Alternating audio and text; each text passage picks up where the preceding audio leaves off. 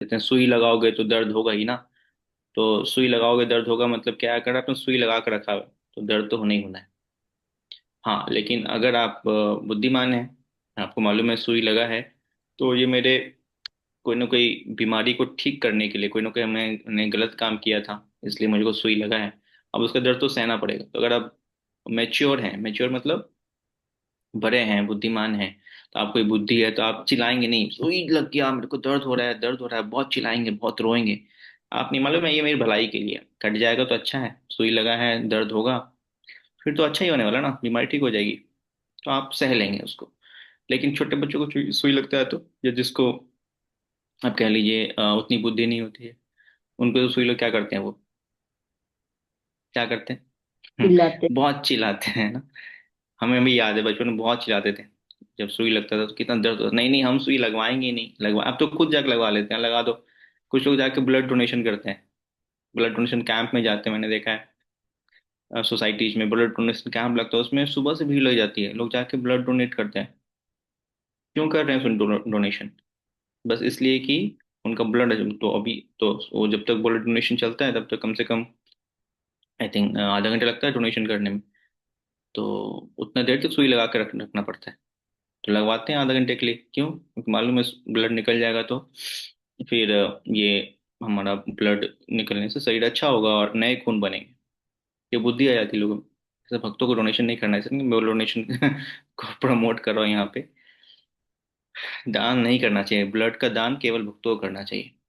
क्योंकि अगर आप इधर उधर दान करेंगे, मान लो आपने दान कर दिया किसी भक्त को ब्लड डोनेशन, वो ब्लड, आपका ब्लड लेगा और लेकर के क्या करेगा वो, शराब पिएगा, स्मोकिंग करेगा, तो या कोई गलत काम करेगा, तो पाप किसको लगेगा?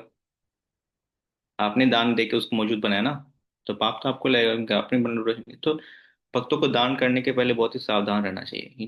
अगर अदरवाइज अगर आप ऐसे ही दान करते रहेंगे तो पाप के भागीदारी बन जाएंगे, है ना। अपराध लगा देंगे पहले से ही। लेकिन मेरे साथ ये क्यों हो रहा है? तो आपने अपराध किया, क्या किया? अपराध भी कैसे स्टार्ट होता है, हमने डिस्कस किया था इसके ऊपर। अविद्या स्टार्ट, अविद्या रहती है तो अपराध भी करते हैं। अविद्या, अपराध, फिर बीजम, फिर कुटम, फिर अ, प्रारब्ध। तो कोई भी गलत काम करते हैं तो उसका रीजन क्या बनता है, हमें जानकारी नहीं होती है। जैसे आप लोग क्लास अटेंड कर रहे हैं, पढ़ रहे हैं, तो आपको शिक्षा हो जाएगी कि क्या करना है क्या नहीं करना है। लेकिन जो क्लास अटेंड नहीं कर रहे हैं, पढ़ेंगे ही नहीं, उनको क्या मालूम, तो अविद्या में रहेंगे। अविद्या में रहेंगे तो फिर अपराध करेंगे। अपराध मतलब पाप कर्म करेंगे। पाप कर्म करेंगे तो फिर बीजम आएगा, फिर कुटम आएगा, फिर प्रारब्ध आएगा। बोलेंगे प्रारब्ध है, मेरे तो प्रारब्ध है, मेरे को बुरा बुरा मिला है, मेरे जीवन में इतना बुरा बुरा क्यों हो रहा है? अरे बाबा आपने तो अपरारब्ध किया है। तो कैसे किया अपरारब्ध? आपने किया अविद्या के कारण, आपको जानकारी नहीं थी इसलिए आपने किया।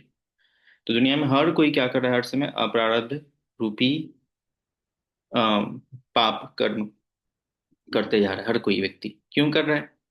क्योंकि गीता पढ़ते नहीं है, भक्तों का संग करते नहीं है। तो अविद्या है, इस वजह से गलत काम करते हैं। गलत काम करेंगे तो ये सीरीज बन जाता है, फिर प्रारब्ध, फिर बीजम, फिर कूटम, फिर प्रारब्ध। कब गलत काम मतलब कब हमारे साथ कुछ बुरा हुआ कह नहीं सकते। हमारे बहुत सारे अपरारब्ध, सॉरी प्रारब्ध हैं, अपरारब्ध। तो हमने अभी स्टार्ट नहीं किया, भक्ति में आ जाता है अपराध, नॉलेज आती है ना, तो करते नहीं गलत काम। कोई आपके ऊपर चिल्ला रहा है, गुस्सा कर रहा है, मालूम है मैं भी लड़ूंगा, है ना, तो फिर क्या होने, एक पाप कर्म स्टार्ट हो जाएगा। नहीं मेरे को सह लेना है, ठीक है। तो ऐसे हर जगह हम बसते रहते हैं और अपने प्रारब्ध को काटते, तो हम भक्तों का जीवन एक्चुअली प्रारब्ध को काटने के लिए होता है। वो अपरारब्ध में नहीं फंस रहे हैं अभी, प्रारब्ध को काट रहे हैं। बुद्धिमान भक्त क्या करता है, सारे प्रारब्ध को सहता है कि मेरे प्रारब्ध हैं, जो मेरा शरीर मिला, जो मेरे को कष्ट मिले, जो मेरे रिलेटिव मिले, जो मेरे फ्रेंड मिले, मेरे को पैसे की कमी है, मेरे को बीमारी है, ये सब मेरे प्रारब्ध है, सह लो। उसको बचाने के लिए नए प्रारब्ध, नए अप्रारब्ध करना, गलत काम करके कि मैं इससे बच जाऊंगा, नहीं, फिर नए आपने क्या कर दिए, बीज बो दिए, और फिर अलग से फिर आपको उसका अलग प्रारब्ध भोगना पड़ेगा। ठीक है, थैंक यू माता जी। ओके, अगला पॉइंट इंपॉर्टेंट एक बताइए। हरे कृष्णा प्रभु जी, दंडवत प्रणाम। हम्म।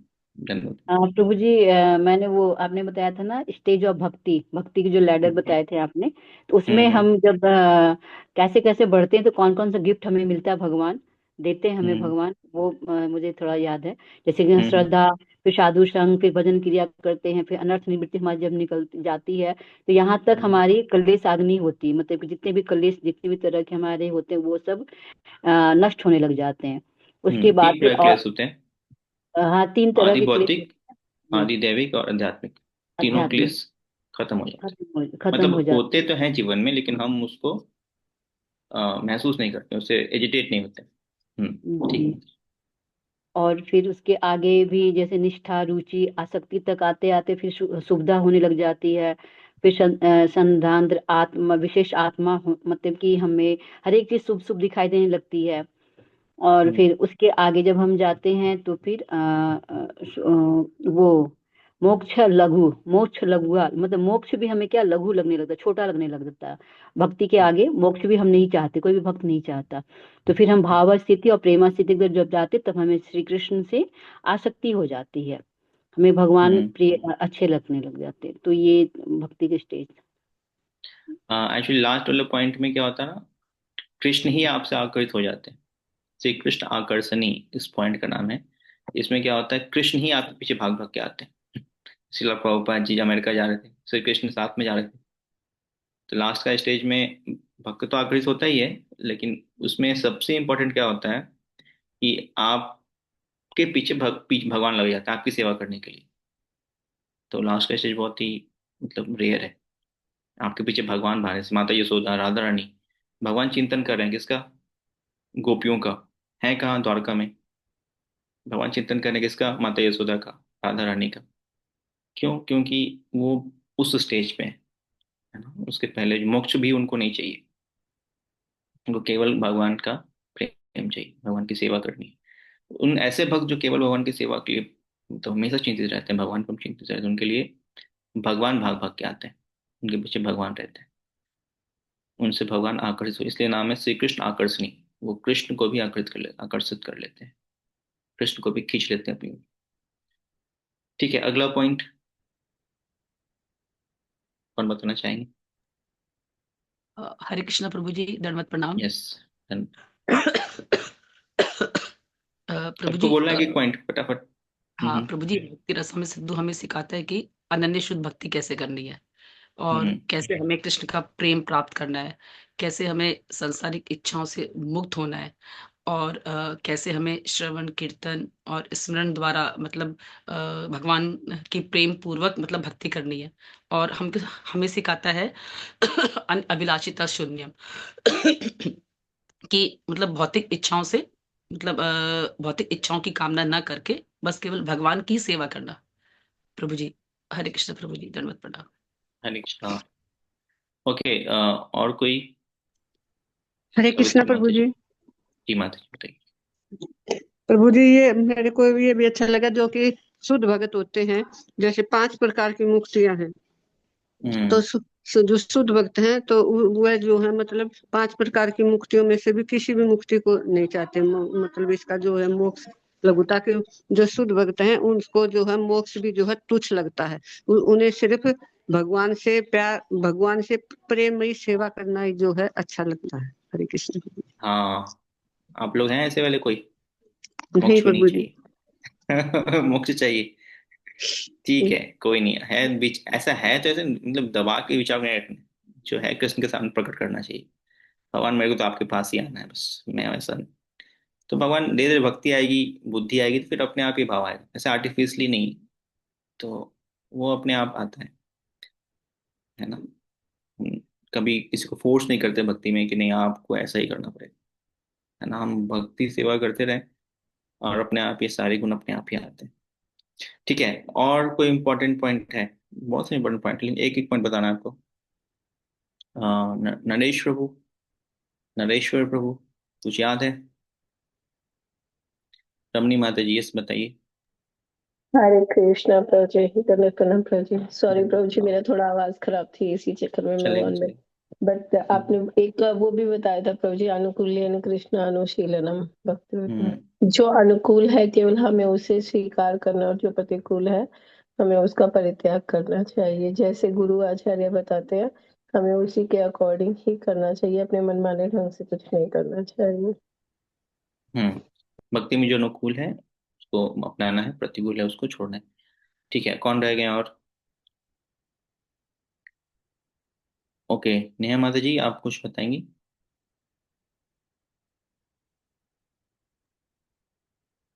माता जी अपनी छोटी बेबी के प्रभु साथ भी क्लास अटेंड कर रही प्रभु जी, अभी ना ये है। बहुत रो रही है, मुझे उसको चुप कराना पड़ रहा है अभी भी। चलो कोई नहीं, कोई इसलिए मैंने क्या आपके लिए उसे सब बहुत माफ है। ठीक है, शांतला माता जी। Prabhuji, yeah, that story which you told me, I like that very much. That Karda Muni and Devahuti, that story you told, no, that about that. And there's she asked for the children, and then finally Kapil Muni he told that this thing, koi you should not keep koi abhilasha nahi rakhni chahiye, and then अपने आप से कोई बुद्धि नहीं लगाना चाहिए, and you should fully surrender to God. That was the only mistake which you did. You asked for all these things, but instead of that, you have to ask for bhakti. So would I be? I like that very much. Okay, शुद्ध भक्ति बहुत important है। Yeah. हाँ, केवल मेहनत कर रहे हैं और उस समय हम बहुत आकांक्षाएं लेके बैठे हैं तो फिर तो इससे संसार में रह जाएंगे। तो मेहनत से काम नहीं चलेगा, हमें भगवान से कुछ मांगना, भक्ति मांगनी चाहिए। ठीक है, हम आगे कंटिन्यू करते हैं। आज आप लोग ने अच्छे से कैच किया है। हम आगे कंटिन्यू करते हैं, नेक्स्ट मूव करते हैं। तो हम लोग अनर्थ अनर्थो सॉरी प्रारब्ध अप्रारब्ध बीजम कुटम में थे। हमने दो स्टोरी सुनी थी लास्ट टाइम। वो दो स्टोरी थी, एक तो माधव दास बाबा जी की, कैसे उनको अपने प्रारब्ध सहने पड़े थे और भगवान खुद आके हेल्प कर रहे थे उनको कि आप आइए, आपको मैं आपके प्रारब्ध सहने में आपको हेल्प कर रहा हूँ, क्योंकि उनके कुछ कुछ प्रारब्ध रह गए थे।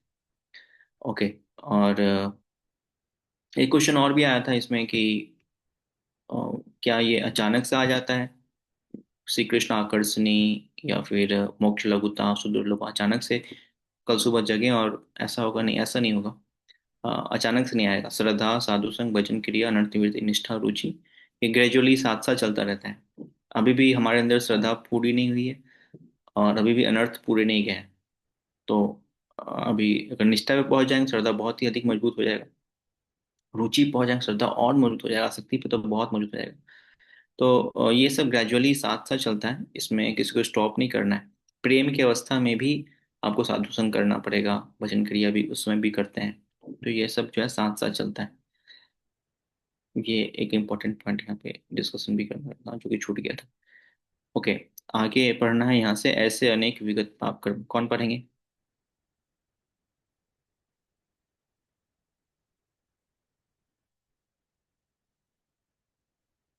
ओके, ओके, कौन हरे पढ़ना कृष्णा चाहेंगे? प्रभु जी, मैं पढ़ूं क्या?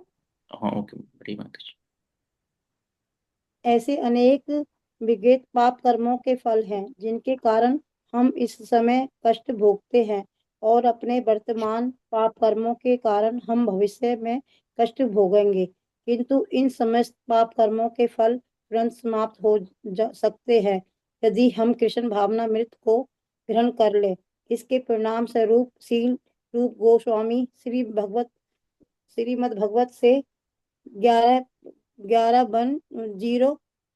14 ये वाले अक्षर कैसे, कितने मेरे को आ नहीं रहे।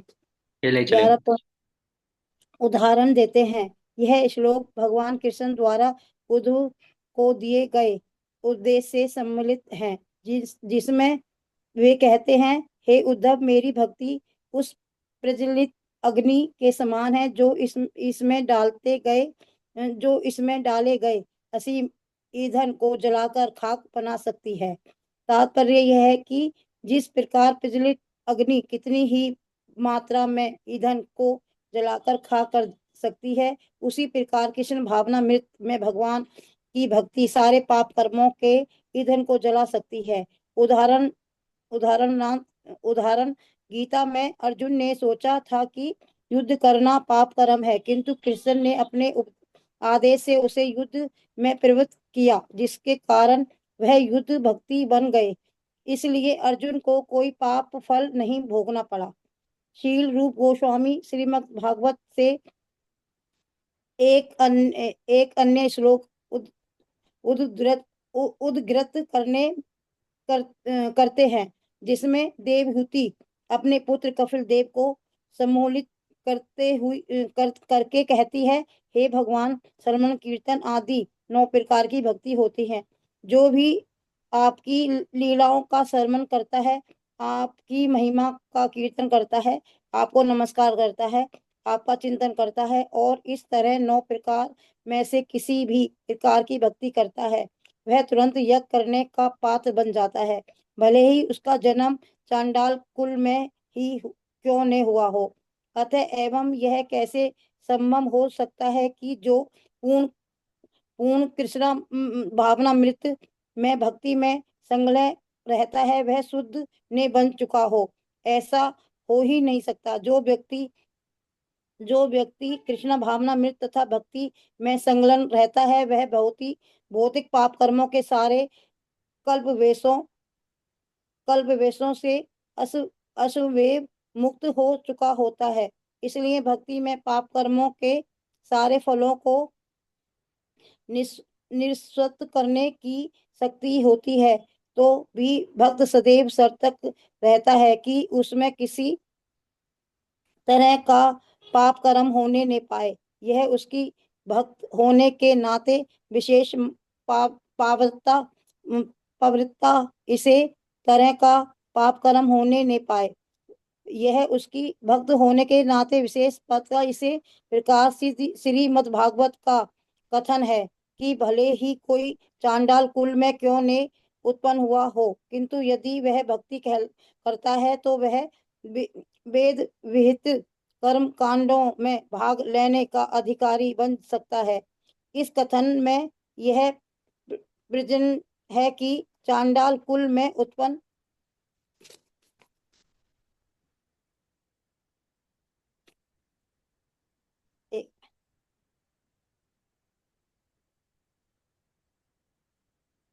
व्यक्ति समानता यज्ञ संपन्न करने के योग्य नहीं होता। इन वेद विहित कर्म कांडों को संपन्न करने का भार पुरोहित वर्ग पर है, जिसे जिसे ब्राह्मण वर्ग कहते हैं। बिना ब्राह्मण हुए कोई इन संस्कारों को संपन्न नहीं कर सकता। मनुष्य अपने पूर्ण विगत कर्मों के कारण ब्राह्मण कुल में या चांडाल कुल में जन्म लेता है। यदि कोई व्यक्ति चांडाल कुल में जन्म लेता है तो इसका अर्थ है वे जन्म की उसके सभी विगत कर्म पाप पूर्ण थे। किंतु यदि ऐसा व्यक्ति भी भक्ति मार्ग को अंगीकार करके भगवान के पवित्र नामों हरे कृष्ण कृष्ण कृष्ण हरे हरे हरे राम राम राम हरे हरे का कीर्तन करता है, तो वह तुरंत कर्म कांड करने का पात्र बन जाता है। इसका अर्थ यह हुआ कि उसके सारे पाप कर्म तुरंत निष्भावित हो जाते हैं। ओके, ठीक है, थैंक यू माता जी। तो यहाँ पे हमने जो डिस्कशन अभी स्टार्ट हुआ है वो डिस्कशन है आपका क्लेश अग्नि मतलब जो 6 गिफ्ट मिलते हैं। तो पहला जब हम स्टेप डिस्कशन किया था इसके ऊपर श्रद्धा, साधु संग, भजन क्रिया, अनर्थ निवृत्ति। तो हम इन चारों स्टेप को पार कर जाते हैं, श्रद्धा है हमारे अंदर, साधु संग है, भजन क्रिया करें, हमारे सारे पीछे के अनर्थ जितने हमने अनर्थ किए हैं उनसे हम मुक्त हो गए हैं, तो हमारे जीवन से क्लेश अग्नि खत्म हो जाएगी। मतलब 3 प्रकार के जो क्लेश हैं, आदि भौतिक, आदि दैविक, आदि आध्यात्मिक, ये तीनों क्लेश जो हैं हमारे जीवन में आएगा नहीं। आने नहीं आने का मतलब क्या है? ऐसा नहीं कि नहीं आएगा, आएगा, लेकिन हम उससे विचलित नहीं होंगे, क्योंकि भौतिक संसार है, तो यहाँ तो प्लेस आना ही आना है। ऐसा नहीं कि बारिश होगी तो आपके ऊपर बारिश नहीं पड़ेगी, बारिश आपके ऊपर ही पड़ेगी। ऐसा नहीं ओले पड़े तो आपके ऊपर ओले नहीं पड़ेंगे, ओले आपके ऊपर भी पड़ेंगे, लेकिन आपके जब ऊपर ओले पड़ने वाले होंगे तो भगवान ऐसी व्यवस्था करेंगे कि आप अपने घर के अंदर होंगे, लेकिन जो बाकी के लोग कहाँ होंगे? घर के बाहर होंगे, उनके सर पे पड़ेगा और आपके सर पे नहीं पड़ेगा क्योंकि आपने हेलमेट लगा रखा हो। तो ऐसे भगवान आपको बचा लेंगे। तो आध्यात्मिक प्लेस है ना, ऐसा नहीं कि कोई आपको कमेंट नहीं करेगा, कोई आपको बोलेगा नहीं, कोई आपको छेड़ेगा नहीं, हाँ, आपको व्यक्ति छेड़ेगा, आपको बोलेगा कि आपने भी किसी को तंग किया है, आपने भी किसी को छेड़ा है पिछले जन्म में, तो इस जन्म में आपको कोई ना कोई बोलेगा, कोई ना कोई छेड़ेगा आपको, है ना, कोई ना कोई कष्ट देने का कोशिश करेगा आपको। लेकिन आप परेशान नहीं हो पाएंगे। क्यों नहीं परेशान हो पाएंगे? क्योंकि आपके पास आध्यात्मिक ज्ञान होगा। तो भगवान ऐसे आपको बुद्धि देंगे, तो आप उस व्यक्ति से लड़ेंगे नहीं, झगड़ेंगे नहीं, है ना। तो ये चेंज मतलब बात बहुत ही इंपॉर्टेंट है। या कई लोग कहते हैं कि प्रभु जी हम तो भक्ति कर रहे हैं, फिर हमको कष्ट क्यों मिल रहा है? तो भक्ति कर रहे हैं, कष्ट मिल रहा है, तो आपको बुद्धिमान होना चाहिए कि हाँ, कष्ट मुझे मिल रहे हैं, लेकिन मैं इससे विचलित नहीं होना है मुझे। तो अगर विचलित हो रहे हैं तो भक्ति नहीं कर रहे हैं, विचलित हो रहे हैं तो मतलब भक्ति नहीं कर रहे हैं। भक्ति करने का मतलब है कि हम विचलित नहीं होंगे, बीमार पड़ेंगे, भक्ति हम करते रहेंगे। आध्यात्मिक क्लेश भी आएगा, कोई और व्यक्ति भी कष्ट देगा, शरीर का कष्ट होगा, और प्रकृति से कष्ट में, लेकिन हम उससे विचलित नहीं हो। यह है बहुत ही इंपॉर्टेंट लेसन यहाँ पे। क्लेश लगनी मतलब जीवन के क्लेशों से हम विचलित नहीं होते। क्यों? क्योंकि हमने भगवान के चरणों के शरणागति ले रखी होती है, तो वहां से विचलन नहीं होता है, तो सारे क्लेश खत्म हो जाते हैं। यहाँ प्रभुपाद जी बहुत इंपॉर्टेंट एक लाइन कह रहे हैं कि जीवन के सारे क्लेश ऐसे ही खत्म होते हैं, सारे क्लेश यूं खत्म होते हैं जैसे कि आप अग्नि में पेट्रोल फेंक दो। अग्नि में पेट्रोल फूकोगे तो क्या होगा? पेट्रोल सारा का सारा उड़ जाएगा 2 मिनट के अंदर। वैसे ही हम जब भक्ति करते हैं तो हमारे सारे जो पीछे के पाप हैं वो उड़ जाते हैं। खासकर जब दीक्षा लेते हैं ना अग्नि में, हमारे सारे पाप कर्म क्या होते हैं? उड़ जाते हैं, जैसे कि आग के अंदर आपने पेट्रोल फेंक दिया। तो हमें याद रखना है, क्या याद रखना है कि हमने ये भक्ति कर रहे हैं तो हमारे सारे पाप कर्म ऐसे ही जा रहे हैं, और जो पीछे एक पाप कर्म है वो भी जाने वाले हैं। तो अभी बहुत ही ध्यान से हमें भक्ति में गंभीरता से जो भी हमारे ईंधन रूपी पाप हैं उसको अग्नि में से प्रवाहित करना। अग्नि क्या है यहाँ पे? अग्नि है हरिनाम, भक्तों का संग, गीता क्लास, या फिर जो भी आप श्रवण करते हैं, जो भी भक्ति में, ये सब क्या अग्नि के समान है। इस अग्नि को के पास बहुत अच्छे से जाना चाहिए, तो सारे पाप कर्म खत्म हो जाते हैं। स्पेशली चैंटिंग, गुरु महाराज कहते हैं, श्रील प्रभुपाद जी कहते हैं कि चैंटिंग एक ऐसी विधि है कि जो हम जप करते हैं ध्यान से, तो हमारे सारे जो पाप कर्म है वो इस जप के, भगवान के संग में आने से सब ऐसे उड़ जाते हैं हवा की तरह, है ना। जैसे हवा में पक्षी उड़ जाते हैं ना, पेड़ पे पत्थर फेंको तो, वैसे ही हमारे सारे पाप कर्म उड़ जाते हैं जो हम जप करते हैं तो। लेकिन हम जप करेंगे तब ना, पत्थर, पेड़ पे बहुत सारे पक्षी बैठे हैं, हम पत्थर कहीं और ही मार रहे हैं, या हल्के से मारेंगे, तो कंकड़ मारेंगे वहां पे तो क्या होगा? पक्षी बैठे रहेंगे आराम से। तो हमारी भक्ति ऐसी ही चल रही है, ध्यान से जप करते नहीं है, हरे कृष्णा इधर देखेंगे उधर देखेंगे, बहुत सारे विचार आ रहे हैं, तो कहाँ से पाप को? मतलब इतने साल हो गए प्रभु जी, 10 साल हो गए, 5 साल हो गए, हम भक्ति कर रहे हैं, फिर भी हम विचलित हो जाते हैं, कष्ट आते हैं, तो होगा ही, क्योंकि हम, हमारी भक्ति हो ही नहीं रही है, हम तो टाइम पास कर रहे हैं, अच्छे से भक्ति नहीं कर रहे हैं, गंभीरता से नहीं कर रहे हैं। ठीक है, आगे बढ़ते हैं। कौन पढ़ेंगे? अखिलात्मा माता जी पढ़ी। हरे कृष्णा प्रभु जी, दंडवत प्रणाम। पद्म पुराण में कहा गया है कि पाप पूर्ण कर्मों के प्रभाव 4 प्रकार के होते हैं। ये हैं वह प्रभाव जो अभी फलीभूत नहीं हुआ, अप्रारब्ध, बीज रूप में पड़ा रहने वाला प्रभाव बीज, यह प्रभाव जो पहले ही प्रौढ़ हो चुका है, प्रारब्ध, तथा 4 जो प्राय प्रौढ़ है, कूट। यह भी कहा गया है कि ये चारों प्रभाव उनके लिए तुरंत लुप्त हो जाते हैं जो भगवान विष्णु की शरण में जाते हैं और पूर्ण कृष्ण भावना भावित होकर उनकी सेवा में संलग्न रहते हैं।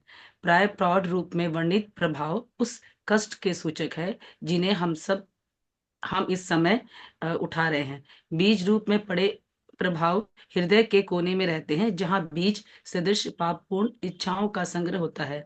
संस्कृत शब्द कूटम का अर्थ है कि बीज का प्रभाव आने वाला है। अप्रौढ़ प्रभाव सूचित करता है कि अभी बीज पड़ने की शुरुआत नहीं हुई है। पद्म पुराण के इस कथन में यह समझना चाहिए कि भौतिक कल्मश अत्यंत सूक्ष्म होता है। इसका शुभ आरंभ, इसका फलीभूत होना तथा इसके परिणाम एवं मनुष्य किस तरह कष्ट के रूप में इन फलों को भोगता है, ये सब एक लंबी श्रृंखला के अंग है। जब किसी को कोई रोग हो जाता है तो रोग का कारण, उसका उद्गम तथा उसके बढ़ जाने को निश्चित कर पाना प्राय अत्यंत कठिन होता है। किसी रोग की व्यवस्था सहसा उत्पन्न नहीं होती, इसमें कुछ समय लगता है। जिस तरह एक डॉक्टर सावधानी बरतने के लिए संदूषण को फैलने से रोकने के लिए टीका लगाता है, उसी तरह हमारे पापपूर्ण कर्मों के बीज को फलीभूत होने से रोकने का व्यवहारिक टीका है एकमात्र कृष्ण भावनामृत में संलग्न होना। इस प्रसंग में सुखदेव गोस्वामी श्रीमद् भागवतम में 6.2.17 अजामिल की कथा सुनाते हैं, जिसने एक अच्छे कर्तव्यनिष्ठ ब्राह्मण के रूप में अपना जीवन शुरू किया, किंतु जवान होने पर वह एक वैश्या द्वारा पूरी तरह भ्रष्ट बना दिया गया। अपने भ्रष्ट जीवन के अंतिम समय नारायण कृष्ण नाम लेने मात्र से पापी होते हुए भी उसे बचा लिया गया। सुखदेव गोस्वामी संकेत करते हैं कि पाप कर्मों के प्रतिकार के लिए तप, दान तथा कर्मकांड संस्तुत विधियां हैं, किंतु इन्हें संपन्न करने से पापपूर्ण कामना रूपी बीज को हृदय में उसी तरह नहीं हटाया जा सकता जिस तरह अजामिल अपनी युवावस्था में नहीं कर सका।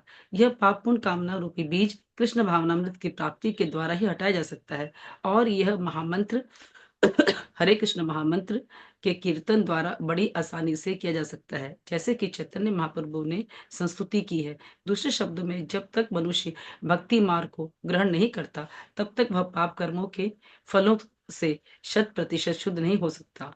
वैदिक कर्म कांड करने, दान में धन देने तथा तपस्या करने से मनुष्य को पाप कर्मों के फलों से क्षणिक मुक्ति मिल सकती है, किंतु अगले ही क्षण वह पाप कर्मों में प्रवृत्त हो जाता है।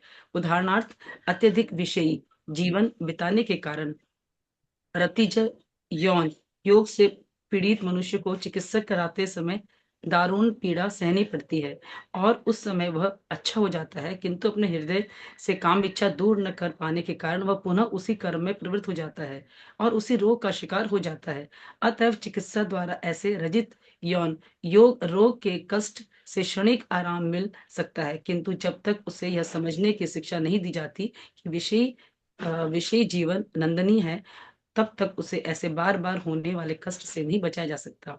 इसी प्रकार वेदों में वर्णित कर्मकांड, दान तथा तपस्या मनुष्य को कुछ काल के लिए पाप कर्म करने से रोक सकते हैं, किंतु जब तक हृदय शुद्ध नहीं हो सकता, तब तक उसे पुनः पुनः उन्हीं पाप कर्मों में प्रवृत्त होना पड़ता है।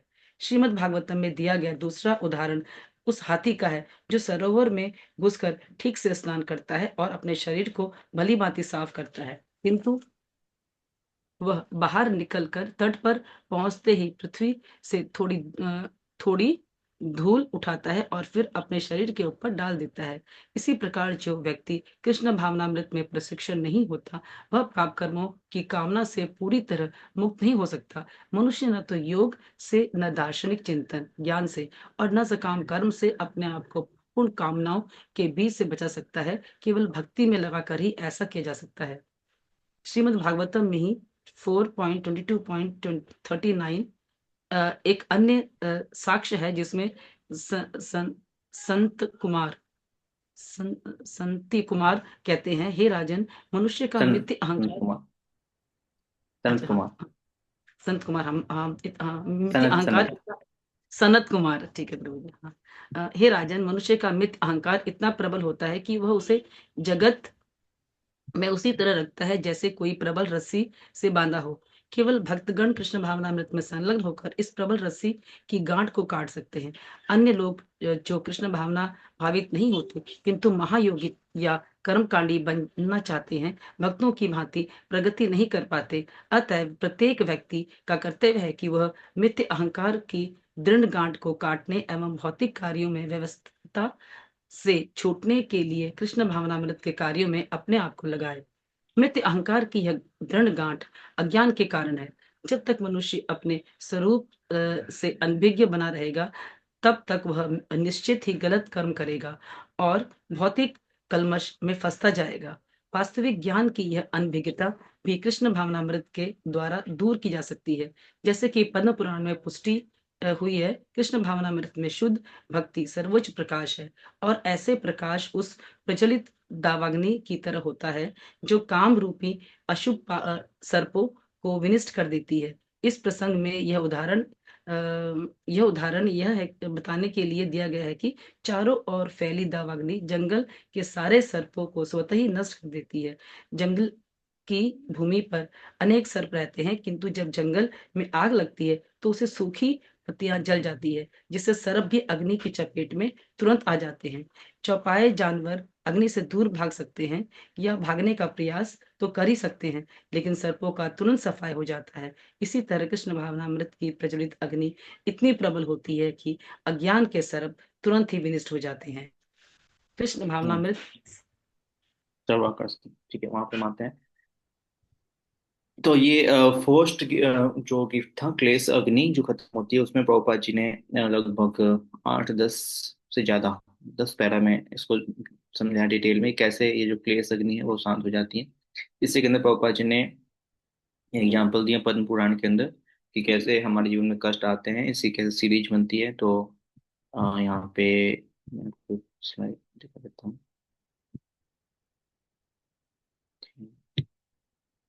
हमने इस पे डिस्कशन किया था, स्टोरी भी सुनाया था, 2 स्टोरी सुनाया था, आपको याद है कि नहीं को? कैसे ये पाप आते हैं? पहले तो हम पाप करते हैं तो अविद्या होती है, अविद्या से बीज। अविद्या मतलब हम कोई पाप कर्म करते हैं, जैसे ही पाप कर्म करते हैं तो बीज रूप में वो हमारे जीवन में संचित हो जाता है कि आपने कोई पाप कर्म किया। फिर बीज के बाद क्या होता है? कूटम। कूटम मतलब अभी बीज है लेकिन अभी अंदर रखा हुआ है, लेकिन बाद में क्या होगा? वो फिर वो अप्रारब्ध बन जाएगा। मतलब अब आपको प्रारब्ध से अप्रारब्ध, सॉरी अप्रारब्ध था, अभी प्रारब्ध पे आ जाएगा, तो आपको सहना ही पड़ेगा। और फिर लास्ट में क्लेश आता है। तो अविद्या पाप का बीज लगाए, फिर ये अप्रारब्ध, प्रारब्ध और क्लेश। बहुत कंफ्यूज नहीं होना है, सिंपल ऐसे याद रखना है इसको। ये सबसे ऊपर है हमारा अविद्या। अविद्या से अविद्या है तो पाप कर्म करेंगे, पाप कर्म करेंगे तो वो हो गया अप्रारब्ध। मतलब आपने कोई पाप कर्म रूपी कार्य कर दी। बाद में ये बीज बीज रूप में संचित हो गया आपके जीवन में। फिर बाद में क्या होगा? ये आगे जाके कूटम। कूटम मतलब वो अब उसका स्टेज आ गया है कि वो बढ़ना स्टार्ट कर दिया है। कूटम मतलब लाइन में है, वो खड़ा है, कूट हो रहा है, कूटम मतलब। और बाद में प्रारब्ध मतलब अब तो मिलने ही मिलने वाला है। हमने जो एग्जाम्पल दी, पोपा जी एग्जाम्पल दिए थे, यहाँ पे एक बहुत अच्छा एग्जाम्पल पुलिस और चोर का। जैसे ही पुलिस सॉरी चोर जो है चोरी करता है, चोरी करने के बाद जैसे ही उसने चोरी की, अविद्या के कारण चोरी की, चोरी कर लिया उसने, तो ये अपराध बन गया उसका। चोरी जैसे ही की उसने, अपराध उसका स्टार्ट हो गया। पहले अविद्या था, अब चोरी कर लिया, अपराध। अब बीज, पुलिस को मालूम चल गया तो बीज लग गया है, केस स्टार्ट हो गया है, मतलब बीज लग गया है। अब केस स्टार्ट हो गया, प्रूफ हो गया कि भाई इसने गलती की थी, ले गए जेल के अंदर, कुटेंगे उसको। कुटेंगे मतलब अब उसको अंदर पिटाई होगी। तो पीटने वाला काम जो है कुटम है। संस्कृत में कुटम होते बोलते हैं, मतलब वेटिंग है, अभी चल रहा है, अभी मिलने। कुटम के बाद आता है प्रारब्ध। मतलब वो व्यक्ति खड़ा है फांसी के फंदे पे, अभी कभी भी फंदा लटका हुआ है सामने, वो सामने खड़ा है, ये हो गया प्रारब्ध। फंदा लटका है, व्यक्ति सामने खड़ा है। शिल पापा जी ने एग्जाम्पल बहुत ही परफेक्ट दिया है इस चोर वाला। तो ये हो गया स्टेज जो है, फंदे के सामने व्यक्ति खड़ा है तो प्रारब्ध। जेल के अंदर था, कुटाई चल रही थी तो कुटम। केस चल रहा था, घर के अंदर था वो बीजम। गलती की थी उसने, चोरी की थी, प्रारब्ध, सॉरी अप्रारब्ध। और किया कैसे उसने? अविद्या से स्टार्ट हुआ सब कुछ, अविद्या से। क्लियर है यहाँ तक आप सबको? एक एग्जाम्पल भी देखा, हमने सुना था माधव दास बाबा जी का, जगन्नाथपुरी का। इसमें किन्हीं को कोई दिक्कत है या हम आगे बढ़े? ठीक है, तो दिक्कत नहीं है तो आगे बढ़ते हैं। आगे प्रभुपाद जी कह रहे हैं इसको अच्छे से समझाने के लिए कि कैसे हम इस जो स्टेज, इससे हम बच सकते हैं। देखो प्रारब्ध तो आ गया तो आ ही गया, आप तो कुछ नहीं कर सकते। लेकिन जब भक्ति करते हैं तो अविद्या खत्म होती है, तो हम गलत काम नहीं करते। तो अप्रारब्ध रूपी हम नया केस स्टार्ट नहीं कर रहे, चोरी नहीं कर रहे, अप्रारब्ध नहीं चल रहा। अभी हमारे जीवन में बहुत सारे बीजम होंगे, कुटम होंगे, ऐसे ऐसे कुछ केसेस होंगे जो बीज के रूप में, कुटम के रूप में होंगे। बहुत सारे प्रारब्ध होंगे। इनका क्या होगा? तो अगर हम गंभीरता से भक्ति करते हैं तो ऐसे ही स्टार्ट होता है। जैसे अभी हमने भक्ति में जुड़े ही हैं, स्टार्ट ही किया है भक्ति, या फिर थोड़ा सा नॉलेज हो गया है, तो हम अप्रारब्ध तो नहीं कर रहे हैं, मतलब गलत काम चोरी नहीं कर रहे हैं। लेकिन जो पहले से बीज है में कुटम, तो क्या, तो भक्ति जब सिंसियरली करते हैं, गंभीरता से करते हैं, तो पहले हमारा जो बीजम कुटम, जो केस चल रहा है या इसके लिए हमें कुटाई होने वाली थी, वो सब धीरे धीरे खत्म होते हैं। और सबसे लास्ट में प्रारब्ध खत्म होते हैं। प्रारब्ध एक्चुअली खत्म नहीं होते। आपने देखा माधव दास का एग्जाम्पल, कैसे भगवान खुद ही आके उसको बता रहे हैं कि मैं तुम्हारी हेल्प करूंगा, तो अपना प्रारब्ध झेल लो, कि तुमने मतलब बिल्कुल फल खड़ा है, ये तुम्हारी इच्छा ही थी कि मैं ऐसा करूं, तो मैं क्या कर सकता हूँ। तो ये बहुत ही लास्ट स्टेज में होता है, और भगवान इसमें हेल्प करते हैं कि तुम इन कष्टों को झेल लो, क्योंकि उनका जो कष्ट है वो लास्ट कष्ट है, उसके बाद उनको कष्ट नहीं मिलने वाला है। उसके बाद कहाँ जाएंगे? भगवान के धाम जाएंगे। जो भी 5 मिनट, कई लोग कहते हैं प्रभु जी तो भक्ति किए थे, लेकिन अभी देखो बुढ़ापे में कितना कष्ट हो गया इनको, कितने मुश्किल से इनका बुढ़ापा कटा। भक्ति किए थे, बुढ़ापा में कष्ट हो रहा है, कोई दिक्कत नहीं है, उसके बाद उनको कोई बुढ़ापा आएगा ही नहीं। भक्तों को कैंसर हो जाता है, वो कुछ बड़ी बीमारी हो जाती है बुढ़ापे में, यंग एज में हो जाते हैं कहीं कहीं, तो वो उनका लास्ट कैंसर था। अब वो कभी इधर आएंगे नहीं संसार में। भगवान ने उनको फाइनल दे करके, सब कुछ निपटा करके, चलो भाई, चलता फिरता कर दिया। तो ऐसे भक्तों को हमें देखना चाहिए, है ना, अपने प्रारब्ध को झेल लेना चाहिए भगवान को याद करते हुए, क्योंकि हमारा लास्ट ये प्रारब्ध है, अब फिर नया नहीं मिलेगा। प्रभुपाद जी एग्जाम्पल दे रहे हैं आग का और ईंधन का। प्रभुपाद जी एग्जाम्पल दे रहे हैं अहंकार का। प्रभुपाद जी कह रहे हैं कि जो भौतिक संसार के लोग हैं कैसे हाथी की तरह है, स्नान करते हैं फिर आके पाप कर्म करते हैं, स्नान करते हैं फिर आके पाप कर्म करते हैं। हाथी स्नान करते हैं, बालू छिड़क लेते हैं, तो ऐसे हैं। लेकिन भक्त लोग क्या है? भक्त लोग बुद्धिमान है, वो गलत काम करने की अपनी सारी प्रवृत्ति को छोड़ देते हैं। उनको मालूम है गलत काम करेंगे सजा मिलेगा, पीछे कितने प्रारब्ध पहले से पड़े हैं, तो नया सा हम बीज क्यों बोए। तो ऐसे जो भक्त हैं वो कभी नया अपरारब्ध स्टार्ट ही नहीं करते, बिल्कुल फिक्स होते हैं कि जो पीछे का है उसको सहना है और आगे कुछ कुछ भी गलत नहीं करना है, हाथी स्नान नहीं करना है बहुत ही स्नान के लोगों की तरह।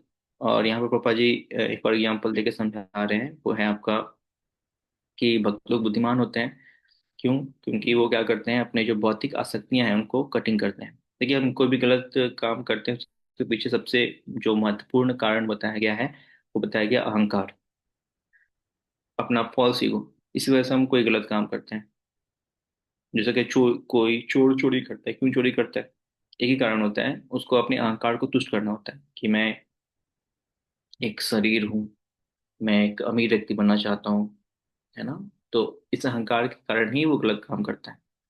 या कोई व्यक्ति मान लो किसी को चेस्टसाइज करता है, कुछ उसके साथ बुरा करता है, क्यों गलत बुरा करता है?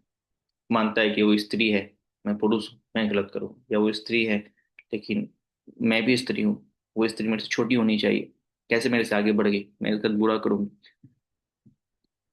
तो हमेशा हम अपने अहंकार, बॉडली, शारीरिक रूप से अपने आप को देखते हैं, और इस वजह से हम किसी दूसरे के साथ गलत करते हैं। तो सबसे इम्पोर्टेंट है कि हम अपने इस मिथ्या अहंकार को छोड़ें, तभी हम गलत काम करना छोड़ सकते हैं। इसलिए शास्त्रों में सबसे पहले जो लाइन आता है, वो लाइन क्या आता है? था तो ब्रह्म जिज्ञासा, कि मैं कौन हूँ, ब्रह्म कौन है। तो जब मालूम चल जाता है हम कौन है, हम भगवान के आत्मा है, तो हम कभी भी गलत काम नहीं करते। तो मालूम हम कौन है, जीवात्मा है, हम गलत काम क्यों करें, वो भी जीव है, हम भी जीव। ये भाव रहता है। ओके, नेक्स्ट है आपका इसमें लास्ट लाइन था, वो है, तो लास्ट अगर इम्पोर्टेंट लाइन है वो है एनिमल। एनिमल्स का एग्जाम्पल दिया था आपने मुझे, नहीं यहाँ पे जो भक्त हैं वो एनिमल की तरह है, जिनके 4 पाँव हैं, वो क्या करते हैं, भाग लेते हैं। और जो अभक्त हैं वो सांपों की तरह हैं, जो कि चल जाते हैं। सांप भाग पाता है नहीं ना, और जानवर का होता है वो भाग लेते हैं। तो भक्त जो होते हैं वो जानवर की तरह, मतलब चाव भक्ति कर रहे हैं, 4 पाँव निकल गए, ऐसे ही कुछ ऐसे अ, संसार में बंधने की बात आती है, वो भाग लेते हैं। लेकिन जो अभक्त हैं वो सांप की तरह है, वो हमेशा तमोगुण में है, अहंकार में, फॉल्स ईगो के साथ तो भाग नहीं पाते। ठीक है, आगे बढ़ते हैं। जो सेकेंड वाला, Krishna consciousness is all spacious, या हिंदी में हमेशा सुविधा वाला जो स्टेज है, सेकेंड गिफ्ट।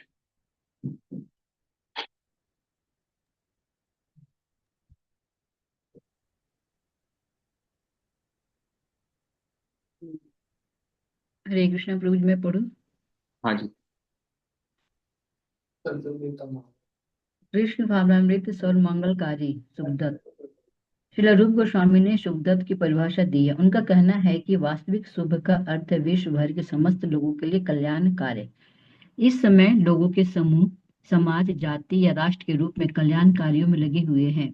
यहाँ तक कि विश्व सहायता कार्य के लिए संयुक्त राष्ट्र द्वारा भी प्रयास हो रहा है, किंतु सीमित राष्ट्रीय कार्यों के दोषों के कारण सारे विश्व के लिए ऐसे सामूहिक कल्याण कार्यक्रम व्यवहारिक रूप में संभव नहीं है। किंतु कृष्ण भावनामृत आंदोलन इतना उत्तम है, यह संपूर्ण मनुष्य जाति को सर्वोच्च लाभ पहुंचा सकता है। इस आंदोलन के प्रति प्रत्येक व्यक्ति आकर्षित हो सकता है और इसके फल को चख सकता है। इसलिए रूप गोस्वामी तथा अन्य विद्वान एकमत है कि सारे विश्व में भक्ति में कृष्ण भावनामृत आंदोलन के लिए व्यापक विज्ञापन कार्यक्रम सर्वोच्च मानव कल्याण कार्य है। कृष्ण भावनामृत आंदोलन किस प्रकार सारे विश्व का ध्यान आकृष्ट कर सकता है और किस तरह हर व्यक्ति इस कृष्ण भावनामृत में आनंद का अनुभव कर सकता है, इसका उल्लेख पद्म पुराण में इस शब्दों से हुआ है। जो व्यक्ति पूर्ण कृष्ण भावनामृत में भक्ति में तत्पर है, वह सारे विश्व की सर्वश्रेष्ठ सेवा करता है और हर व्यक्ति को तृप्त करता माना जाना चाहिए। मानव समाज के अतिरिक्त वह वृक्षों तथा पशुओं तक को प्रसन्न करता है, क्योंकि वे भी ऐसे आंदोलन के प्रति आकृष्ट होते हैं। इसका जीता जागता उदाहरण भगवान चैतन्य ने प्रस्तुत किया है।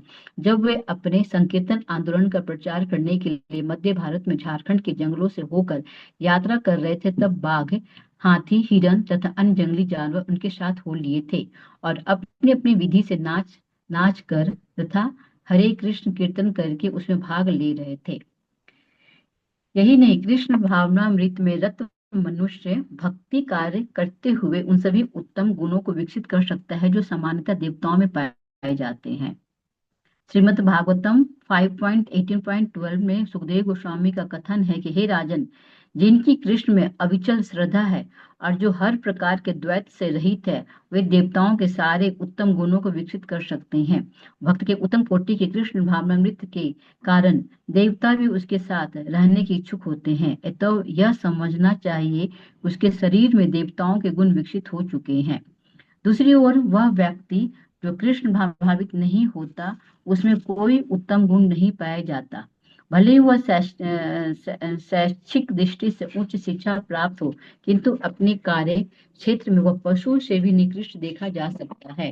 कोई कितना ही ऊंचा शिक्षा प्राप्त क्यों न हो, किंतु यदि वह मानसिक कार्यों के क्षेत्र से ऊपर नहीं उठ पाता, तो यह निश्चित समझो कि वह भौतिक कार्य ही कर सकता है और इस तरह अशुद्ध बना रहता है। आधुनिक संसार में ऐसे अनेक लोग हैं जो भौतिकवादी विश्वविद्यालयों से उच्च शिक्षा प्राप्त किए रहते हैं, किंतु देखा जाता है कि वे कृष्ण भावनामृत आंदोलन को अंगीकार नहीं कर सकते, जिससे उनमें देवताओं के उच्च गुण विकसित नहीं हो पाते। उदाहरणार्थ, कोई कृष्ण भावना भावित बालक भले ही वह किसी विश्वविद्यालय से ऊंचा शिक्षा प्राप्त ना किया हो, अवैध विषयी जीवन, धूर्त कीड़ा, मांसाहार तथा मद्यपान का तुरंत परित्याग कर सकता है। परंतु जो कृष्ण भावना भावित नहीं है, वह अत्यंत शिक्षित होने पर भी प्राय शराबी, मांस भक्षक, कामुक तथा जुआरी होते हैं।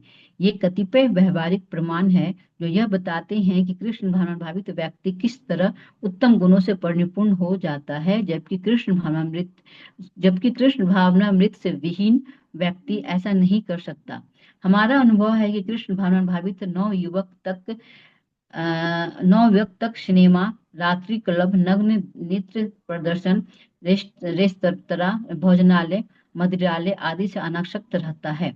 वह पूर्णतः मुक्त हो जाता है। वह धूम्रपान करने, शराब पीने, नाटक तथा नृत्य आदि देखने में अपने अमूल्य समय को बर्बाद नहीं जाने देता। जो कृष्ण भावना भावित नहीं है वह प्राय आधे घंटे के लिए भी शांति पूर्वक नहीं बैठ सकता। योग पद्धति सिखलाती है कि यदि आप शांत रहें तो आपको अनुभूति होगी कि मैं ईश्वर हूँ। यह पद्धति भले ही भौतिकवादी पुरुषों के लिए उपयुक्त हो, किंतु वे अपने को कितनी देर तक शांत रख पाएंगे। ऊपर से वे तथाकथित ध्यान के लिए भले ही आसन जमाए, किंतु योगाभ्यास के पश्चात वे पुनः अवैध विषयी जीवन, धूर्त कीड़ा, मांसाहार तथा अनर्थ बातों की व्यर्थ की बातों में लग जाएंगे। किंतु कृष्ण भावना भावित व्यक्ति तथाकथित ध्यान के लिए किसी प्रकार का प्रयास किए बिना क्रमशः ऊपर उठता है। चूंकि वह कृष्ण भावनामृत में रत रहता है, इसलिए वह स्वतः व्यर्थ की बातों को त्याग कर उच्च चरित्र का निर्माण करता है। मनुष्य कृष्ण का शुद्ध भक्त बनकर ही सर्वोच्च चरित्र का विकास कर सकता है। निष्कर्ष रूप में यह कहा जा सकता है कि यदि कृष्ण भावनामृत का अभाव है तो उसमें सही रूप में उत्तम गुण नहीं हो सकते। हरे कृष्ण। आगे भी पढ़ ले प्रभु जी। कृष्ण भावनामृत में सुख सुख प्रदत्त। हाँ नहीं मान लीजिए डिस्कशन कर लेते हैं उसके बाद। तो यहाँ पे तो यहाँ पे जो सेकेंड गिफ्ट है, पहला गिफ्ट था कि क्लेश खत्म हो जाते हैं, और जो सेकेंड गिफ्ट है यहाँ पे उस पर चर्चा की जा रही है कि कैसे जब हमें सेकेंड गिफ्ट मिलता है तो फिर क्या होता है, हमारे अंदर देवताओं जैसे गुण विकसित हो जाते हैं। सुविधा, सुविधा बोले तो हमेशा शुभ शुभ ही हम चीजों को देखते हैं। सुविधा और सदानंद विशेष आत्मा, वो हमेशा आनंद में रहता है। तो हमने चर्चा किया था इसके ऊपर शॉर्ट में। चीजों को हम शुभ कब देख पाएंगे, जब हम भगवान से जोड़ के देखेंगे, अदरवाइज नहीं देख पाएंगे। ये देवताओं गुण है, ऐसे गुण हम खड़े किसी के अंदर नहीं आ सकते। ये देवताओं के अंदर ऐसे गुण पाए जाते हैं कि जो हमें तो शुभ देखते हैं। जैसे कि कोई आपको एग्जाम्पल याद आ रहा है जिसमें कि देवताओं के साथ बहुत बुरा होने वाला था, लेकिन जो कि भगवान से जोड़ के देखें तो शुभ शुभ देखने लगे उस चीज को। कोई एग्जाम्पल याद आ रहा है आप लोग को? एक बार प्रहलाद महाराज जब माता के गर्भ में थे तो इंद्र को लगा कि इसका पिता इतना बड़ा नालायक था, बेटा कैसा हो, है ना, बाप इतना खतरनाक है, बेटा कैसा हो। तो जब हिरण्यकशिपु तपस्या के लिए गए तो इंद्रदेव ने क्या किया, उनकी माता कैदों को पकड़ के ले जा रहे थे कि जैसे ही बच्चा पैदा लगेगा उसको मार देंगे, गर्भ के अंदर नहीं मारेंगे। उसके इतनी तो बुद्धि थी कि गर्भ के अंदर नहीं मारना। आजकल तो माताएं गर्भ के अंदर में बच्चों को मार देती हैं, तो असुर क्वालिटी है, माता पिता दोनों मिलकर डिसाइड करते हैं बेटे को, बच्चे को पेट के अंदर ही दबा दे के मार दो। इतने बड़े असुरिक लोग। लेकिन उसने इंद्रदेव बोले कि नहीं, जब पैदा लेगा तो मारेंगे, देवताओं बोले। तो जब ले जा रहे थे तो नारद जी आ गए। नारद जी ने कहा कहाँ ले जा रहे हो, ना कि ये हिरण्यकशिपु का बेटा है, नहीं मारेंगे तो और नुकसान करे, बाप ऐसा है। उन्होंने कहा कि नहीं नहीं, ये श्री प्रहलाद महाराज हैं और ये बहुत ही अच्छे भक्त हैं, ये असुर नहीं बनेगी। तो तुरंत ही छोड़ दिया। इवन माता कयादु की परिक्रमा लगाए 3 बार कि इनके गर्भ में एक वैष्णव है, शुद्ध भक्त है, तो परिक्रमा लगाए, प्रणाम किया, फिर चले गए। तो सुविधा क्या है, जब हम हमारे जीवन में आता है तो वास्तव में हम हर एक्टिविटी में शुभ शुभ देखने लगते हैं कि कुछ ना कुछ शुभ है जुड़ा हुआ। अभी क्या है हमारे साथ देखा जाए तो हमेशा नेगेटिव देखते रहते हैं, ये नेगेटिव है, ये नेगेटिव, ये नेगेटिव, ऐसा बुरा, ऐसा ऐसा। शुभ देखना चाहिए हमें, कुछ ना कुछ तो शुभ दें। शुभ कब दे पाएंगे, जो भगवान से जोड़ के देंगे कि भगवान ने कुछ अच्छा ही किया। जैसे आपको याद है हमने कोई एग्जाम्पल स्टार्ट में बताया था, वो क्या था, व्यक्ति के दोनों पाँव कट जाते हैं, भक्त होते हैं, दोनों पाँव कट जाते हैं, मंदिर में बैठा हुआ है, क्या बोल रहा है कि भगवान अपनी बड़ी कृपा कर दी, पाँव कटवा दिए दोनों, तो मैं दिन रात आपके दर्शन कर पाता। तो ऐसे हाई लेवल ऑफ डिवोशन, शुद्ध भक्ति, पाँव कटने के बाद ही भगवान से हाथ जोड़ के वो भगवान का गुणगान ही कर रहा है, भगवान पे बुराई नहीं दिख रहा है, क्यों मेरे पाँव कटवा दिए। तो सुविधा, तो ऐसे गुण होते हैं तब वो व्यक्ति वास्तव में देवताओं के जैसे बन जाता है। जैसे सेकंड गिफ्ट में क्या होगा, हम मनुष्य ना बन के बन जाएंगे, देवता ही बन जाएंगे, भक्ति करेंगे तो बोलते हैं ना वैष्णव आ गए, तो वैष्णव आ गए मतलब साक्षात देवता आ गए, कि वैष्णव के अंदर देवताओं गुण है। कैसे वैष्णव गुण, कैसे वैष्णव कैसे होने चाहिए? वैष्णव हमेशा शुभ देखते हैं, नेगेटिव नहीं देखते। हमने भक्तों क्वालिटी जी पढ़ी थी ना, एक क्वालिटी भक्त की हेनवाई विषय, हेनवाई में पढ़ा था। क्वालिटी जो शुद्ध भक्त होते क्या देखते हैं? वो कनिष्ठ भक्त, मध्यम भक्त और परम शुद्ध भक्त। तो परम शुद्ध भक्त क्या देखते हैं? वो हमेशा अच्छा देखते हैं, अच्छा क्वालिटी ना हो फिर भी अच्छा निकाल लेते हैं। हमने 4 टाइप के साधु भी डिस्कस किया था लास्ट क्लास में, याद है आप लोग को? तो सबसे ऊपर वाले कौन थे? सबसे ऊपर अति महत्व। अति महात्मा। वो क्या करते हैं, किनको याद है? कोई क्वालिटी नहीं है उसके अंदर, सारी बुरी क्वालिटी, उसमें से भी कुछ अच्छा क्वालिटी निकाल के दिखा देंगे। और उसके नीचे वाले क्या करते हैं? महात्मा। महात्मा क्या करते हैं? महात्मा अति महत्व के नीचे वाले वो क्या करते हैं? ये उस क्वालिटी छोटी होती है ना, अच्छी गुण, उनको बड़ा करके दिखाते हैं। बहुत छोटा गुण रहेगा, वो बहुत बड़ा करके दिखाएंगे। नेहा माता जी कितनी अच्छी हैं, है ना, छोटी बेबी के साथ भी क्लास कर रही हैं। इनके ऐसा शुद्ध भक्त है ही नहीं पूरी दुनिया में, एकमात्र शुद्ध भक्त नेहा माता जी ही हैं, है ना, जो छोटी बच्ची है ना, 1 मंथ की, उसके साथ भी क्लास कर रही है। छोटी क्वालिटी है। अभी आपको बढ़ा दिया, अब तो छोटा कर रहा हूँ। छोटी क्वालिटी है, लेकिन क्या करें, उसको इतना बड़ा करके दिखा दिया। कितना आकर्षण है श्रवण में, है ना? तो लेकिन जो अभक्त होंगे वो क्या करेंगे? इस अच्छी क्वालिटी को भी डिमिनिश कर देंगे, छोटा कर देंगे। बुद्धि नहीं है, दिमाग फिर गया है माता का, है ना। छोटा बच्चा का ध्यान नहीं दे, क्या कर रहे हैं ये श्रवण कर रहे हैं। ये पहले जीव की सेवा होनी चाहिए, ये क्या भगवान के लिए श्रवण कर रहे हैं?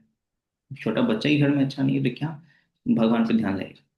तो अच्छी क्वालिटी को क्या कर दिया? खत्म कर दिया। तो अभक्त क्या करते हैं? अभक्त आपकी अच्छी क्वालिटी को छोटा कर देंगे। भक्त क्या करेंगे? जो शुद्ध भक्त होते हैं, छोटी क्वालिटी को बड़ा करके दिखाएंगे। तो ये अंतर है साधु में और असाधु।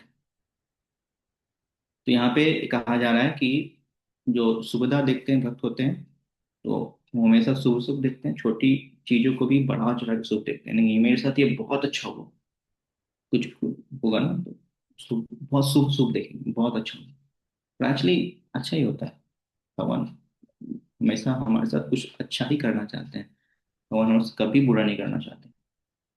इसलिए हमेशा शुभ ही देखना चाहिए, लेकिन देखने के लिए शुद्धता होनी चाहिए, तभी हम भगवान से जोड़ के शुभ देख पाएंगे। अदरवाइज हम हमेशा अशुभ ही देखेंगे। मेरे साथ ऐसा क्यों हुआ? ओके, आगे बढ़िए। कोई प्रश्न किन्हीं का यहाँ तक? ठीक है, एक क्वालिटी और ले लेते हैं हम, उसके बाद फिर हम उसको खोज लेते हैं।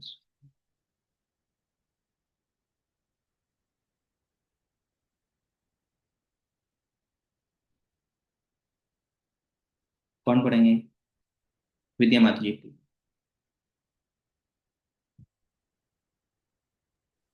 हरे कृष्णा प्रभु जी, दंडवत प्रणाम। कृष्ण भावनामृत में सुख सुख प्रदत्तव। शील रूप गोस्वामी ने सुख के विभिन्न स्रोतों का विश्लेषण किया है। उन्होंने सुख की 3 श्रेणियां बताई हैं। नंबर 1 भौतिक भोग से प्राप्त होने वाला सुख, वैषयिक वैषयिक। नंबर 2 प्रभ्रम से तदाकार होने का सुख, भ्रम। नंबर 3 कृष्णा भावनामृत से प्राप्त होने वाला सुख, ऐश्वर्य। तंत्र शास्त्र में भगवान शिव अपनी पत्नी सती से कहते हैं, हे प्रिय, जिस व्यक्ति ने गोविंद के चरणार बिंदों में शरण ले ली हो और इस तरह जिसने शुद्ध कृष्णा भावनाव्रत विकसित कर लिया हो, उसे निर्विशेषवादियों द्वारा आकांक्षित सारी सिद्धियां बहुत आसानी से प्रदान की जा सकती हैं। इसके अलावा वह शुद्ध भक्तों द्वारा प्राप्त होने वाला सुख भोग सकता है। शुद्ध भक्ति से प्राप्त सुख सर्वोच्च है, क्योंकि यह शाश्वत होता है। भौतिक सिद्धियों या अपने को भ्रम समझने से प्राप्त होने वाला सुख क्षणिक और निम्न कोटि का होता है।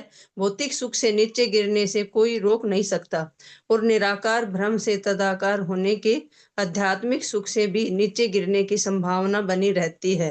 यह देखा गया है कि बड़े बड़े मायावादी निर्विशेषवादी सन्यासी जो अति उच्च शिक्षा प्राप्त किए होते हैं और लगभग सिद्ध आत्माएं होती हैं, कभी कभी राजनीतिक कार्यों या सामाजिक कल्याण कार्यों की ओर मुड़ जाते हैं। इसका कारण यह है कि उन्हें वास्तव में निर्विशेष ज्ञान में कोई चरम दिव्य सुख नहीं मिल पाता, अतः वे भौतिक मंच पर उतरकर ऐसे संसारिक कार्य करने लगते हैं। ऐसे अनेक उदाहरण हैं, विशेषतः भारत में, जहाँ ये मायावादी सन्यासी पुनः भौतिक मंच पर उतर आते हैं। किंतु जो व्यक्ति पूर्ण रूपेण कृष्ण भावना भावित हैं और किसी भी प्रकार की भौतिक मंच पर नहीं लौटेगा, भले ही ये कार्य कितने ही मोहक एवं आकर्षण क्यों न हो, उसे यह नित्य ज्ञान रहता है कि भौतिक कल्याण कार्य कृष्ण भावनामृत के आध्यात्मिक कार्यों की बराबरी नहीं कर सकता। वास्तविक सफल योगियों द्वारा प्राप्त होने वाली योग सिद्धियां 8 हैं। अणिमा सिद्धि वह शक्ति है जिसके बल पर वह इतना सूक्ष्म बन सकता है कि वह पत्थर के भीतर प्रविष्ट हो सकता है। आधुनिक वैज्ञानिक उन्नतियों के द्वारा भी हम पत्थर में प्रविष्ट हो सकते हैं, क्योंकि पहाड़ों के भीतर नाना प्रकार के मार्ग खोदे जा सकते हैं। अतः अणिमा सिद्धि, जो कि पत्थर के भीतर घुसने का प्रयास करने की योग सिद्धि है, भौतिक विज्ञान ने भी प्राप्त कर ली है। इसी तरह सारी योग सिद्धियां भौतिक कलाएं हैं। उदाहरणार्थ, एक योग सिद्धि ऐसी भी है जिसमें इतना हल्का बनने की शक्ति प्राप्त हो जाती है कि मनुष्य वायु में या जल में तैर सकता है। इसे भी आधुनिक वैज्ञानिक प्राप्त कर चुके हैं। वे वायु में उड़ते हैं, जल की सतह पर तैरते हैं और जल के भीतर भी यात्रा करते हैं। इन समस्त योग सिद्धियों की तुलना भौतिक सिद्धियों से करने पर हम देखते हैं कि भौतिकवादी विज्ञानी भी उन्हीं सिद्धियों के लिए प्रयत्नशील हैं। अतः योग सिद्धि तथा भौतिक सिद्धि में कोई अंतर नहीं रह जाता। एक बार एक जर्मन विद्वान ने कहा था कि तथाकथित योग सिद्धियां आधुनिक विज्ञानी जनों द्वारा पहले ही प्राप्त की जा चुकी है, अतः मैं उनके विषय में तनिक भी रुचि नहीं रखता। उसने बुद्धिमानी है कि वह भक्ति योग द्वारा परमेश्वर के साथ अपने नित्य संबंध को समझने के लिए भारत आया। हाँ, विभिन्न योग सिद्धियों में कुछ ऐसी विधियां हैं जिन्हें भौतिक विज्ञानी अभी तक विकसित नहीं कर पाए। उदाहरणार्थ, योगी सूर्य की किरणों के सहारे सूर्य लोक में प्रवेश कर सकता है। यह सिद्धि लघिमा कहलाती है। इसी प्रकार कोई योगी अपनी उंगली से चंद्रमा को छू सकता है। यद्यपि आधुनिक अंतरिक्ष यात्री अंतरिक्ष यानों की सहायता से चंद्रमा की यात्रा करते हैं, किंतु उन्हें बहुत कठिनाइयों का सामना करना पड़ता है। जबकि योग सिद्धि से युक्त व्यक्ति अपना हाथ पसार कर अपनी उंगली से चंद्रमा को छू सकता है। यह सिद्धि प्राप्ति कहलाती है। इस प्राप्ति सिद्धि से योगी न केवल चंद्रमा को छू सकता है, अपितु वह अपने हाथ को कहीं तक बढ़ाकर जो चाहे सो ला सकता है। वह किसी स्थान से हजारों मील दूरी पर बैठकर चाहे तो वह वहां के बगीचे से फल ला सकता है। यह प्राप्ति सिद्धि है। आधुनिक विज्ञानियों ने ऐसे नाभिकीय हथियार तैयार कर लिए हैं जिनसे वे इस लोक के किसी नगण्य भाग को विनिष्ट कर सकते हैं, किंतु इसीता सिद्धि के द्वारा योगी केवल अपनी इच्छा अनुसार किसी संपूर्ण लोक की सृष्टि और इसका संहार कर सकता है। अन्य सिद्धि वसीता है, जिसके द्वारा किसी भी व्यक्ति को अपने वश में किया जा सकता है। यह एक प्रकार का वशीकरण है जिसे रोका नहीं जा सकता। कभी कभी यह देखा जा सकता है कि इस वसीता सिद्धि में थोड़ी सी पूर्णता प्राप्त योगी लोगों के बीच में लाकर ऊट पटांग बातें करता है, उनके मनों को वश में करता है, उनका शोषण करता है और उनका धन लेकर चंपत हो जाता है। एक अन्य योग सिद्धि प्राकाम्य जादू नामक है। इसके द्वारा किसी भी इच्छित कार्य को किया जा सकता है। उदाहरणार्थ, आंख में जल को प्रविष्ट कराकर जल को पुनः आंख से निकाला जा सकता है। इच्छा मात्र से ऐसे अद्भुत कार्य किए जा सकते हैं। योग शक्ति की सर्वोच्च सिद्धि कामावश्यता कहलाती है। यह भी जादू है, किंतु प्राकमय शक्ति प्रकृति के दायरे में ही अद्भुत प्रभावशाली दिखती है, जबकि कामावश्यता द्वारा प्रकृति के विरुद्ध असंभव कार्य करके दिखाया जा सकता है। निस्संदेह ऐसी भौतिकवादी योग सिद्धियों को हस्तगत करके प्रचुर मात्रा में क्षण भुगर सुख प्राप्त किया जा सकता है। आधुनिक भौतिक प्रकृति की चकाचौंध से मोहित व्यक्ति मूर्खतावश सोचते हैं कि कृष्ण भावनामृत आंदोलन कम बुद्धिमान लोगों के लिए है। मेरे पास तो सुंदर आवास, परिवार तथा विलासी जीवन है। मैं अपनी भौतिक सुख सुविधाओं से अत्यधिक सुखी हूँ। ये लोग यह नहीं जान पाते कि एक ऐसी भी क्षण किसी भी क्षण अपनी इस भौतिक दशा से बाहर फेंके जा सकते हैं। अज्ञानवश वे यह नहीं जानते कि असली जीवन शाश्वत होता है। शरीर का क्षणिक सुख भोग जीवन लक्ष्य नहीं है, किंतु लोग गहन अज्ञान के कारण भौतिक सुख की चकाचौंध भरी उन्नति से मोहित होते हैं। इसलिए श्री भक्ति विनोद ठाकुर ने कहा है कि भौतिक ज्ञान की प्रगति से मनुष्य अधिक मूर्ख बनता है, क्योंकि यह अपनी चकाचौंध से उसके वास्तविक स्वरूप को भुला देता है। यह उसके लिए मृत्यु तुल्य है, क्योंकि यह मनुष्य जीवन भौतिक कलमश से बाहर निकलने के लिए मिला है। भौतिक ज्ञान की प्राप्ति के कारण लोग इस जगत में अधिकाधिक फंसते जाते हैं। उन्हें इस महान विनाश से उबर पाने की कोई आशा नहीं दिखती। हरि भक्ति सुधोदय में कहा गया है कि महान भगवत भगत प्रहलाद महाराज ने नरसिंह देव से इस प्रकार प्रार्थना की, हे प्रभु, आपके चरण कमलों में मेरी यह बारंबार विनती है कि मेरी भक्ति दृढ़ से दृढ़तर हो। मेरी यही प्रार्थना है कि मेरा कृष्ण भावनामृत अधिक प्रबल और स्थायी हो, क्योंकि कृष्ण भावनामृत तथा भक्ति से प्राप्त होने वाला सुख इतना शक्तिशाली होता है कि इससे धर्म, अर्थ, काम तथा मोक्ष जैसी अन्य सारी सिद्धियां प्राप्त हो सकती हैं।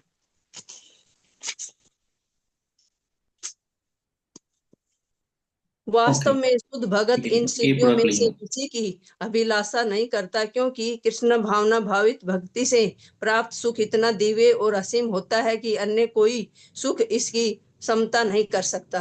कहा गया है कि कृष्ण भावनामृत सुख की एक बूंद भी अन्य किसी कार्य से प्राप्त होने वाले सुख के सागर से बढ़कर है। अतएव जिस व्यक्ति ने थोड़ी सी भी शुद्ध भक्ति विकसित कर ली है, वह धर्म, अर्थ, काम तथा मोक्ष से प्राप्त होने वाले अन्य समस्त प्रकार के सुखों को आसानी से ठुकरा सकता है। चैतन्य महाप्रभु का एक महान भगत, जिसका नाम खोलावेचा श्रीधर था, अत्यंत निर्धन था। उसका बहुत छोटा सा व्यापार था। वह केले के वृक्ष के पत्तों के दोने बनाकर बेचता था। उसकी आय लगभग शून्य थी, किंतु तो भी वह अपनी इस तुच्छ आय का 50% गंगा की पूजा में व्यय करता था और शेष 50% से में किसी तरह अपनी जीविका चलाता था। एक बार चैतन्य महाप्रभु अपने इस विश्वास पात्र भगत खोलावेचा श्रीधर के समक्ष प्रकट हुए और उससे इच्छा अनुसार कोई भी ऐश्वर्य मांगने को कहा, किंतु श्रीधर ने कहा कि उसे कोई भौतिक ऐश्वर्य नहीं चाहिए। वह अपनी वर्तमान अवस्था में ही सुखी था और महाप्रभु चैतन्य के चरण कमलों में अविचलित श्रद्धा एवं भक्ति की कामना करता था। शुद्ध भक्तों की स्थिति यही है। यदि वे 24 घंटे भक्ति में लगे रह सके तो उन्हें और कुछ भी नहीं चाहिए, यहाँ तक कि मोक्ष या ब्रह्म के साक्षात्कार का सुख भी नहीं। नारद पंचरात्र में भी कहा गया है कि जिस व्यक्ति ने थोड़ी सी भी भक्ति विकसित कर ली है, वह धर्म, अर्थ, काम तथा 5 प्रकार के मोक्ष से प्राप्त होने वाले किसी भी प्रकार के सुख की रंच मात्र भी परवाह नहीं करता। इस प्रकार से प्राप्त किसी भी प्रकार का सुख शुद्ध भगत के हृदय में भूल से भी प्रवेश करने की हिम्मत नहीं दिखलाता। कहा गया है कि जिस तरह रानी की दासियां आदर पूर्वक तथा नम्रता पूर्वक उसका अनुसरण करती हैं, ठीक इसी तरह धर्म, अर्थ, काम तथा मोक्ष से मिलने वाले सुख भगवत भक्ति का अनुसरण करते हैं। दूसरे शब्दों में शुद्ध भगत को किसी प्रकार के सुख का भाव नहीं खलता। वह कृष्ण की सेवा के अतिरिक्त कुछ भी नहीं चाहता, किंतु यदि कदाचित उसके मन में कोई अन्य इच्छा उठती है तो भगवान भगत के मांगे बिना उसे पूरी कर देते हैं। हरे कृष्णा प्रभु जी, दंडवत प्रणाम। हरे कृष्ण माता जी। तो ये थर्ड गिफ्ट है। तीसरा गिफ्ट जो भक्ति करते हैं तो मिलता है वो है कि सदानंद। ऐसे भक्त जो भक्ति करते हैं और निष्ठापूर्वक करते हैं और रुचि के स्टेज पर हो जाते हैं। तो रुचि के स्टेज में भक्त जो कि भगवान से रुचि रखते हैं, किसी और कार्य में रुचि नहीं होती है। अभी हमारा हाल क्या है? हमारा हाल है रुचि है बहुत चीजों में, इधर उधर की बातें करने में, या फिर अपने शरीर के बारे में, अपने कुछ भौतिक इच्छाएं के बारे में बहुत रुचि है। तो हम जब भी करते हैं तो अपने रुचिकर कार्य ही हमें याद आते हैं। तो जो रुचिकर कार्य है उसमें याद आते हैं, भगवान याद ही नहीं आते। मार्केट जाते हैं, कुछ देख रहे हैं मार्केट में, तो भगवान थोड़ी याद आएंगे। वहाँ पे कुछ देखेंगे तो हमको अपनी बातें याद आएंगी। ये शर्ट मेरे लिए बहुत अच्छा है, ये कैप मैं खरीद लेता हूँ, ये साड़ी मैं ले लेती हूँ। तो अपने बारे में बहुत रुचियां, तो अपने बारे में ख्याल आते हैं। तो रुचि ये भी चेंज हो जाता है भगवान के लिए। तो उस स्टेज में भक्त सदा आनंद वाली फीलिंग में रहे। रुचि, याद रखिएगा इसको, रुचि के स्टेज में निष्ठा। रुचि, निष्ठा मतलब फिक्स है। जैसे हम क्लासेस के लिए फिक्स हैं, शांतला माता जी एक क्लास के लिए फिक्स है कि वो लोग बिल्कुल टाइमली आती हैं, सब कुछ मैनेज करती हैं। कुछ भक्त मंगल आरती के लिए फिक्स है कि बिल्कुल 4:30 में आते हैं। हमारे भक्त मंदिर में 35 साल से लगातार मंगल आरती कर रहे हैं, एक दिन भी मिस नहीं किया। पाँव टूट गए थे उनके, पाँव का ऑपरेशन था, स्ट्रेचर प्लेट करके आए, मंगल आरती किया। फीवर था, 2 भक्त उठा करके लाया उनको, हाँ मंगल आरती किया। फिक्स है। तो निष्ठा एंड रुचि। रुचि मतलब हमेशा भगवान के रिगार्डिंग ही रुचि होती है, भगवान के बारे में ही इच्छा, अपनी कोई विचार नहीं आते। भगवान के कार्य में रुचि होनी। जैसे कुछ लोग, आप लोग फिक्स है यहाँ पे, बहुत रुचि है श्रवण करने में, तो नहीं मेरे को श्रवण करना है वैष्णवाचार्य टीचिंग्स। तो कुछ वक्त फिक्स है, लाइक रति मंजरी माता जी, सांतला माता जी, या माता जी, विजय माता जी, और भी बहुत लोग हैं, गिलात माता जी, मनमोहन प्रभु, नरेश्वर प्रभु, है ना। कुछ लोग भक्त बिल्कुल फिक्स है, एकदम आना ही आना है। कुछ भक्त आते जाते रहते हैं। तो रुचि हो गई, नहीं श्रवण अच्छा लग रहा है, बार बार सुनना अच्छा लगता है भगवान के बारे में, रुचि हो गई।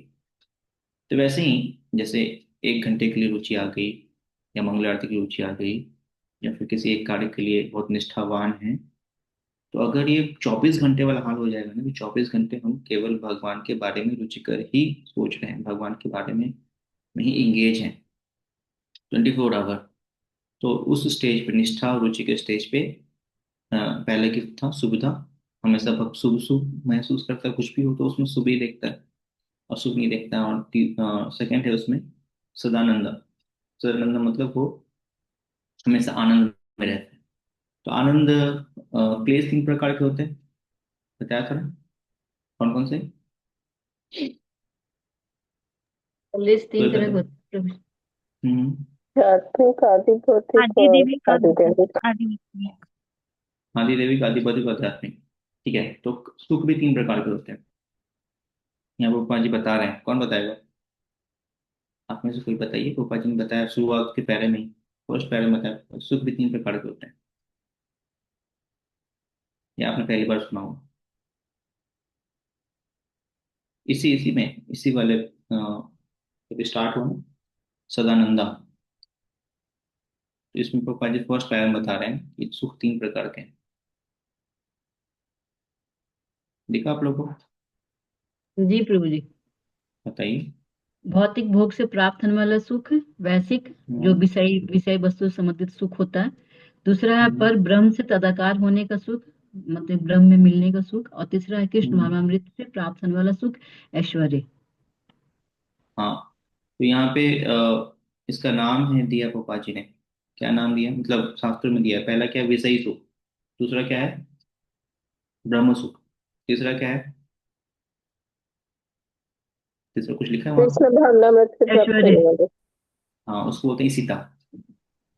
पहला है विषयी, दूसरा है ब्रह्म, तीसरा है इसिता। इसा मतलब ईश्वरीय सुख। तो पहला विषयी सुख। विषयी सुख मतलब इंद्रियों के लिए सुख है। हर व्यक्ति अपनी इंद्रियों को खुश करना चाहता है। उसमें पापा जी ने बहुत सारी डिटेल में बताया कैसे व्यक्ति अपनी इंद्रियों को खुश करना चाहता है। दूसरा है ब्रह्म सुख। ब्रह्म सुख मतलब जो भगवान से ज्यादा काट होना चाहते हैं, भगवान से मिलना चाहते हैं, बहुत ज्ञानी है। हाँ, सांसारिक सुख के पीछे नहीं, इंद्रिय सुख के नहीं भाग रहे हैं कि बहुत अच्छा खाना है, सोना है, ये सब करना है। इंद्रिय सुख के पीछे पागल नहीं है, तो किसके लिए पागल है? ज्ञान के पीछे पागल है, अपनी इज्जत सम्मान के लिए पागल है, ब्रह्म मिलना चाहते हैं। तो ब्रह्म सुख, भगवान नहीं चाहिए उनको, उनको ब्रह्म चाहिए। तो ब्रह्म सुख। तीसरा क्या है? ईश्वरीय सुख। वो भक्तों के लिए। तो वो ऐसे ईश्वरीय सुख वाले कौन होते हैं? जो केवल केवल भगवान को सेवा करना चाहते हैं, भगवान को प्राप्त करना चाहते हैं, तो ये है ईश्वरीय सुख। तो पापा जी यहाँ डिटेल में फिर बता रहे हैं कैसे विषयी सुख के जो लोग हैं, तो आजकल के लोग विषयी सुख प्राप्त करना चाहते हैं। विषयी सुख के अंदर जो हाईएस्ट सुख है, वो है आपका 8 प्रकार की सिद्धि, जो योगी गण पाना चाहते हैं। तो हम लोग भी विषयी सुख पाना चाहते हैं, खूब खाना चाहते हैं, खूब सोना चाहते हैं, मान लो, है ना, कुछ खा लें, कुछ सो लें, या बहुत बड़ा घर हो। विषयी सुख हम क्या सोच सकते हैं? आप सोच के देखिए, इससे कुछ फालतू हो सकते हैं क्या? खूब खाना, खूब सोना, बहुत घर, या बहुत सारे बच्चे, बहुत सारे फॉलोअर्स, धन, जन, यही चाहते हैं। इससे ज्यादा कुछ चाहते हैं क्या आप लोग?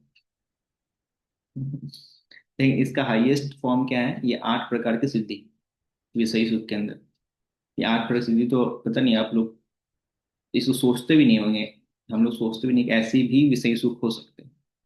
विषयी सुख का एक हाईएस्ट फॉर्म है ये 8 प्रकार की सिद्धि। तो पहला क्या बताया? अनिमा। अनिमा मतलब ये ऐसी सिद्धि है जिसमें क्या करते हैं कि वो बहुत बड़े हो जाते हैं, सॉरी छोटे हो जाते हैं। अनिमा बहुत छोटे हो जाते हैं, छोटे होकर के कहीं भी जा सकते हैं। जैसे आजकल मॉडर्न साइंटिस्ट क्या कर रहे हैं? पत्थर में छेद कर रहे हैं। दिल्ली में, दिल्ली के भक्तों को अनिमा सिद्धि प्राप्त हो गई, हो गई ना? कैसे मेट्रो में जाते हैं ना, अंदर घुस करके पत्थर में छेद करके मेट्रो में ट्रेवलिंग कर रहे हैं। तो ये अनिमा सिद्धि तो है। क्या जरूरत इतना मेहनत करने की? मेट्रो बनाने में दिल्ली में 10 साल लग गए, तब जाके दिल्ली मेट्रो में घुस के जाते हैं। अनिमा सिद्धि प्राप्त हो जाए, तब जब चाहे तब घुस जाइए जमीन के अंदर, छोटे बन जाइए, घुस जाइए। हनुमान जी छोटे बन गए थे। तो आजकल इतना मेहनत करके अनिमा सिद्धि प्राप्त करते हैं। तो अनिमा सिद्धि।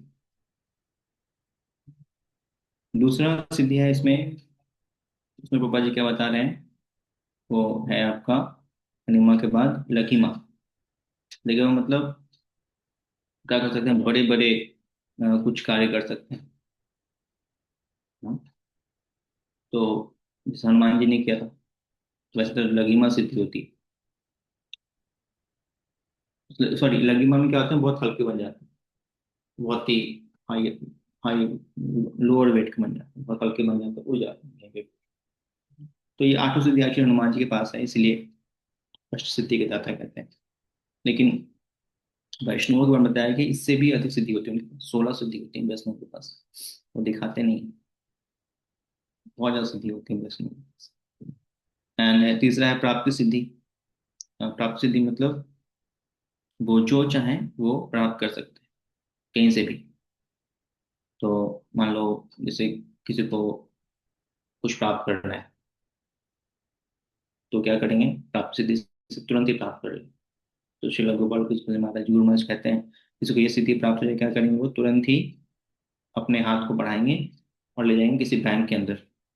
बैंक के अंदर जाकर के सारा पैसा उठाएंगे, उठा के अपने घर के अंदर ले आएंगे। प्राप्ति सिद्धि। जो प्राप्त करना है तुरंत ही प्राप्त कर लो, है ना, हाथ बड़ा कर देंगे, खुद ही वहां चले जाएंगे। प्राप्ति सिद्धि। तीसरा है उसमें वह आपका महिमा। कुछ भी वंडरफुल क्रिएट कर सकते हैं। आपको आजकल लोग क्या चाहते हैं? 3 BHK, 4 BHK, बड़ा बंगला, अपार्टमेंट। महिमा मतलब एक आप बड़ा पृथ्वी के समान ग्रह क्रिएट करते हैं। जैसे कि हमने एग्जाम्पल देखा था करदम मुनि देवहूति का। करदम मुनि ने एक नया सब प्लैनेट ही बना दिया, स्वर्ग ही बना दिया।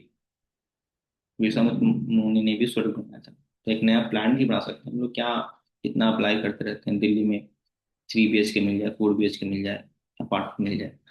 महिमा सिद्धि है तो एक नया का नया पृथ्वी बना सकते हैं, अगर है तो ये है आपकी सिद्धि नंबर 3।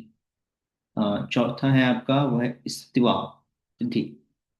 तो किसी भी मटेरियल भौतिक चीजों को क्या कर सकते हैं? वो कंट्रोल कर सकते हैं।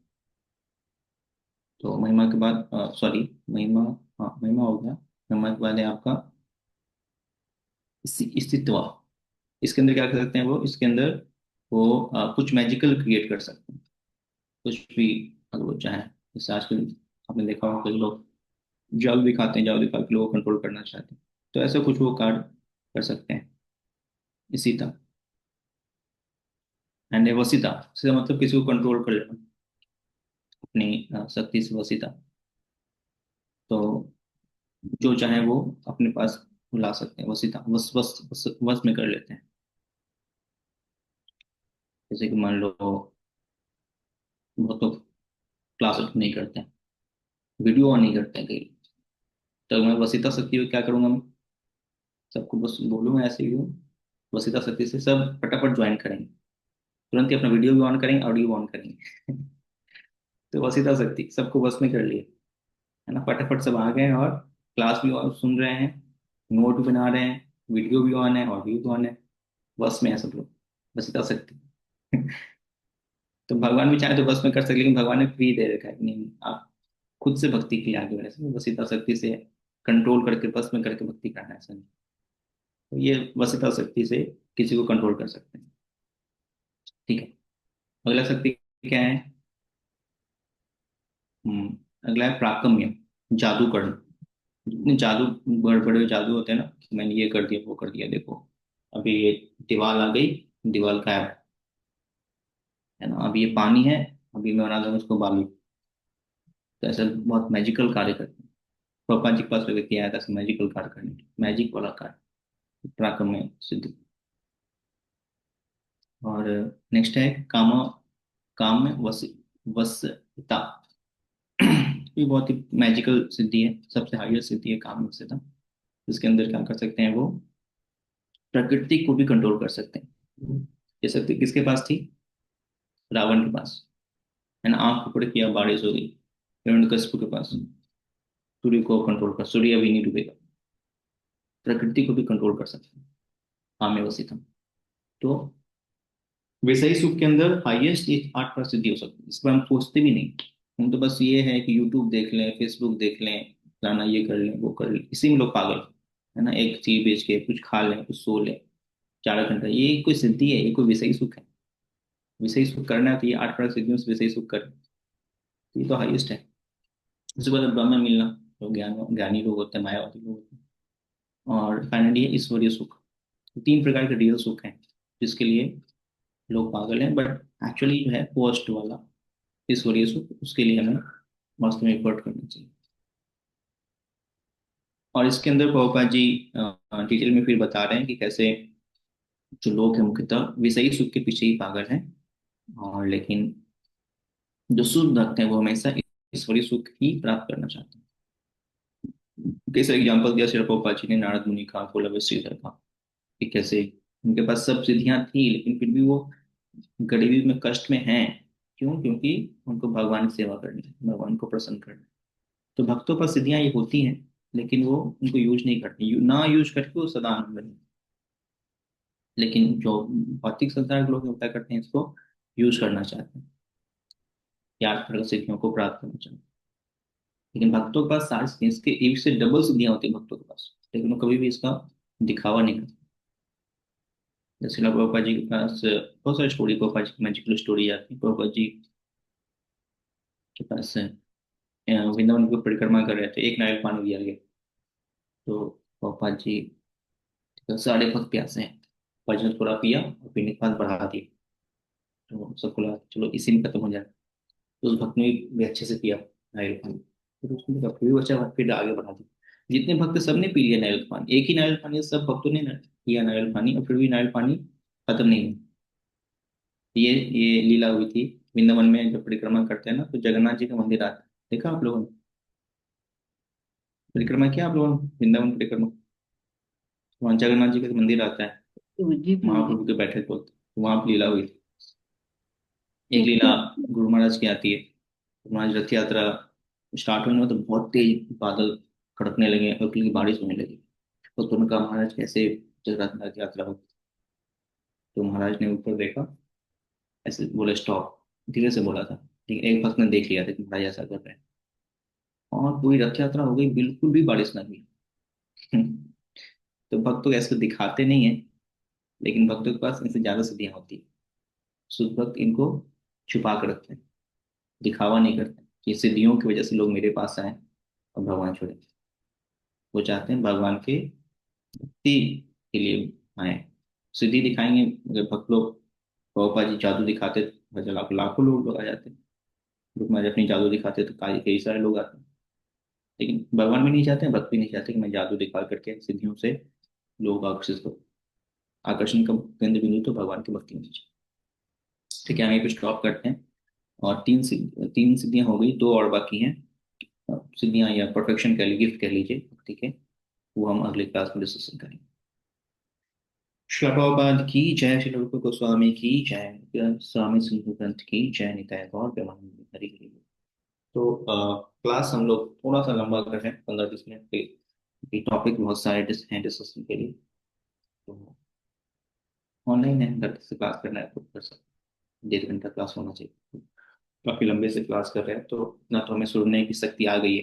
जैसे अभी पापा जी कह रहे थे ना, अब भक्त लोग बैठ के सुन नहीं पाते हैं, भक्त लोग ही बैठ के सुन पाते हैं। आप लोग भक्त हैं तो कम से कम 1.5 घंटा सुन सकते हैं। तो इतनी शक्ति आ जाना चाहिए सुन सुनते। इतने इतने सालों से सुन रहे हैं, 1.5 घंटा तो बैठ के सुन ही सकते हैं।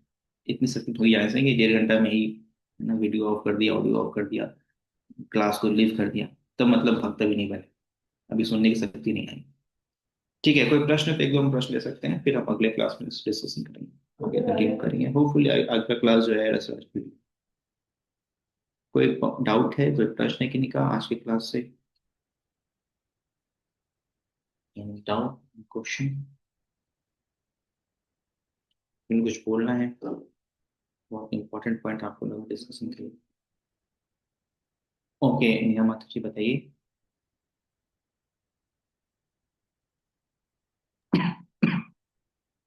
सॉरी सॉरी, हम्म, इसमें प्रभु जी ये जो जो इसमें था, जो आपने पहले इसमें डिस्क्राइब किया था कि वो ये मिथ्या अहंकार वाला, हम्म। मिथ्या मिथ्या अहंकार का जो टॉपिक था उसमें कि, और इसमें एक और चीज थी, मिथ्या अहंकार, इसकी तो जो पढ़ी, मिथ्या अहंकार था मिथ्या प्रबल अहंकार के कारण व्यक्ति जो है वो अ, अविद्या में प्रारंभ स्टार्ट करता है, ये वाला पॉइंट। प्रभु जी फिर इसमें अहंकार और जो एक कहते हैं कि ईगो है या सेल्फ रिस्पेक्ट है, या प्रभु जी इसमें डिफरेंस क्या हुआ फिर? जैसे कि होता है कि हाँ, कि अपने लिए थोड़ा स्टैंड लेना चाहिए या नहीं लेना चाहिए, जैसे लोग बोलते हैं कि नहीं, एटलीस्ट इतना तो स्टैंड लेना बनता है, जैसे वो बोलते हैं। तो फिर यहाँ पे इस चीज को कैसे, मतलब ये थोड़ा सा आप बताएंगे?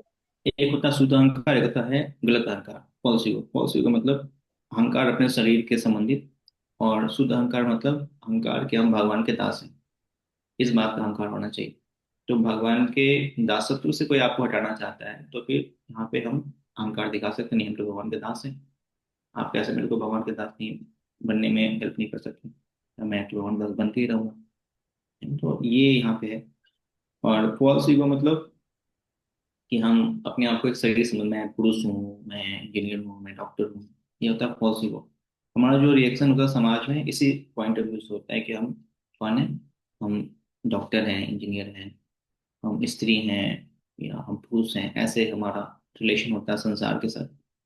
तो यहाँ पे जो आपका प्रश्न है कि ये स्वाभिमान की बात है, तो देखिए हमने इस पे डिस्कशन पहले भी किया है शायद, या नहीं क्या होगा कि जब हम भक्तों के समाज में रहते हैं तो इन प्रैक्टिकल चीज़ों को अपनाना चाहिए कि हमें विनम्र बनना है। बट जब ऑफिस में है या फिर समाज में है जहाँ पे सारे लोग अभक्त हैं, उनमें आपको डीलिंग करनी है, बिजनेस करना है, या फिर ऑफिस में मेटेरियल वर्क करना है, वहाँ पे आप बोलोगे मैं तो भक्त हूँ, ऐसा हूँ ऐसा हूँ, तो वहाँ पे तो आपको टाइट होना पड़ेगा। वहाँ पे आपको अगर कोई मानित कर रहा है तो वहाँ पे आपको स्टैंड लेना पड़ेगा, है ना।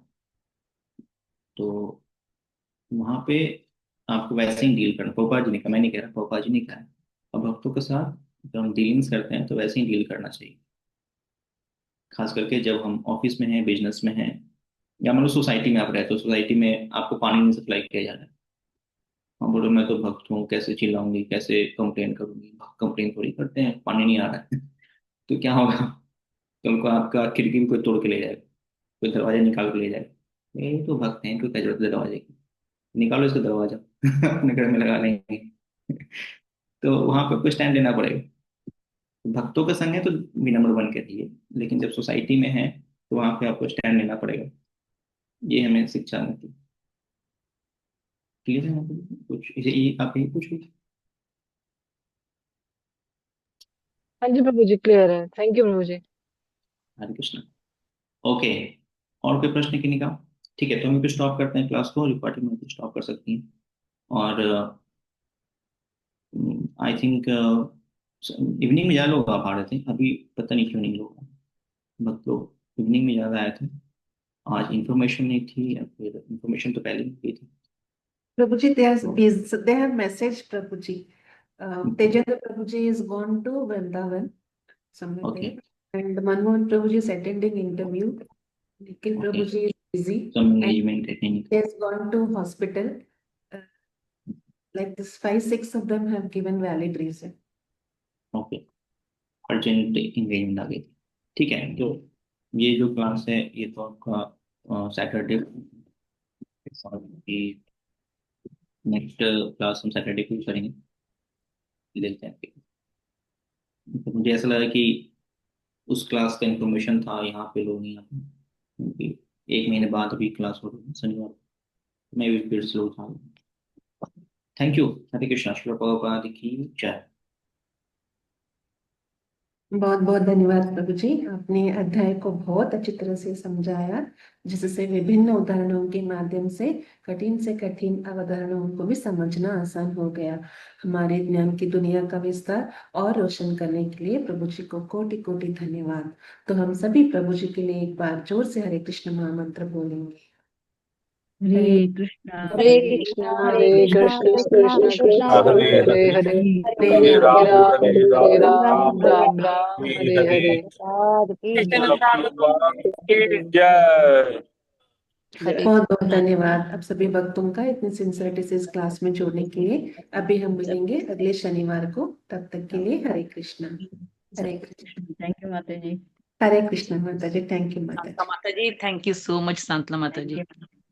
ओके माता जी, शांतला माता जी, आप वो शांतला माता जी दंडवत प्रणाम। मैं सेंड माता जी करती वो हूँ। आप, हाँ जी हाँ जी, वो अपना लिंक प्लीज शेयर कर देना हाँ, रिकॉर्डिंग्स वाला ना, फुल सेंड तो करती, वी आज कैन सेंड कर। So we can make our notes easily, है ना। ओके, हाँ आज जी, ही सेंड थैंक यू कर। सो मच माता जी। हरे हाँ कृष्ण। जी, हरे कृष्ण माता जी, थैंक यू। हरे कृष्ण। हरे कृष्णा माता जी। हरे कृष्ण माता।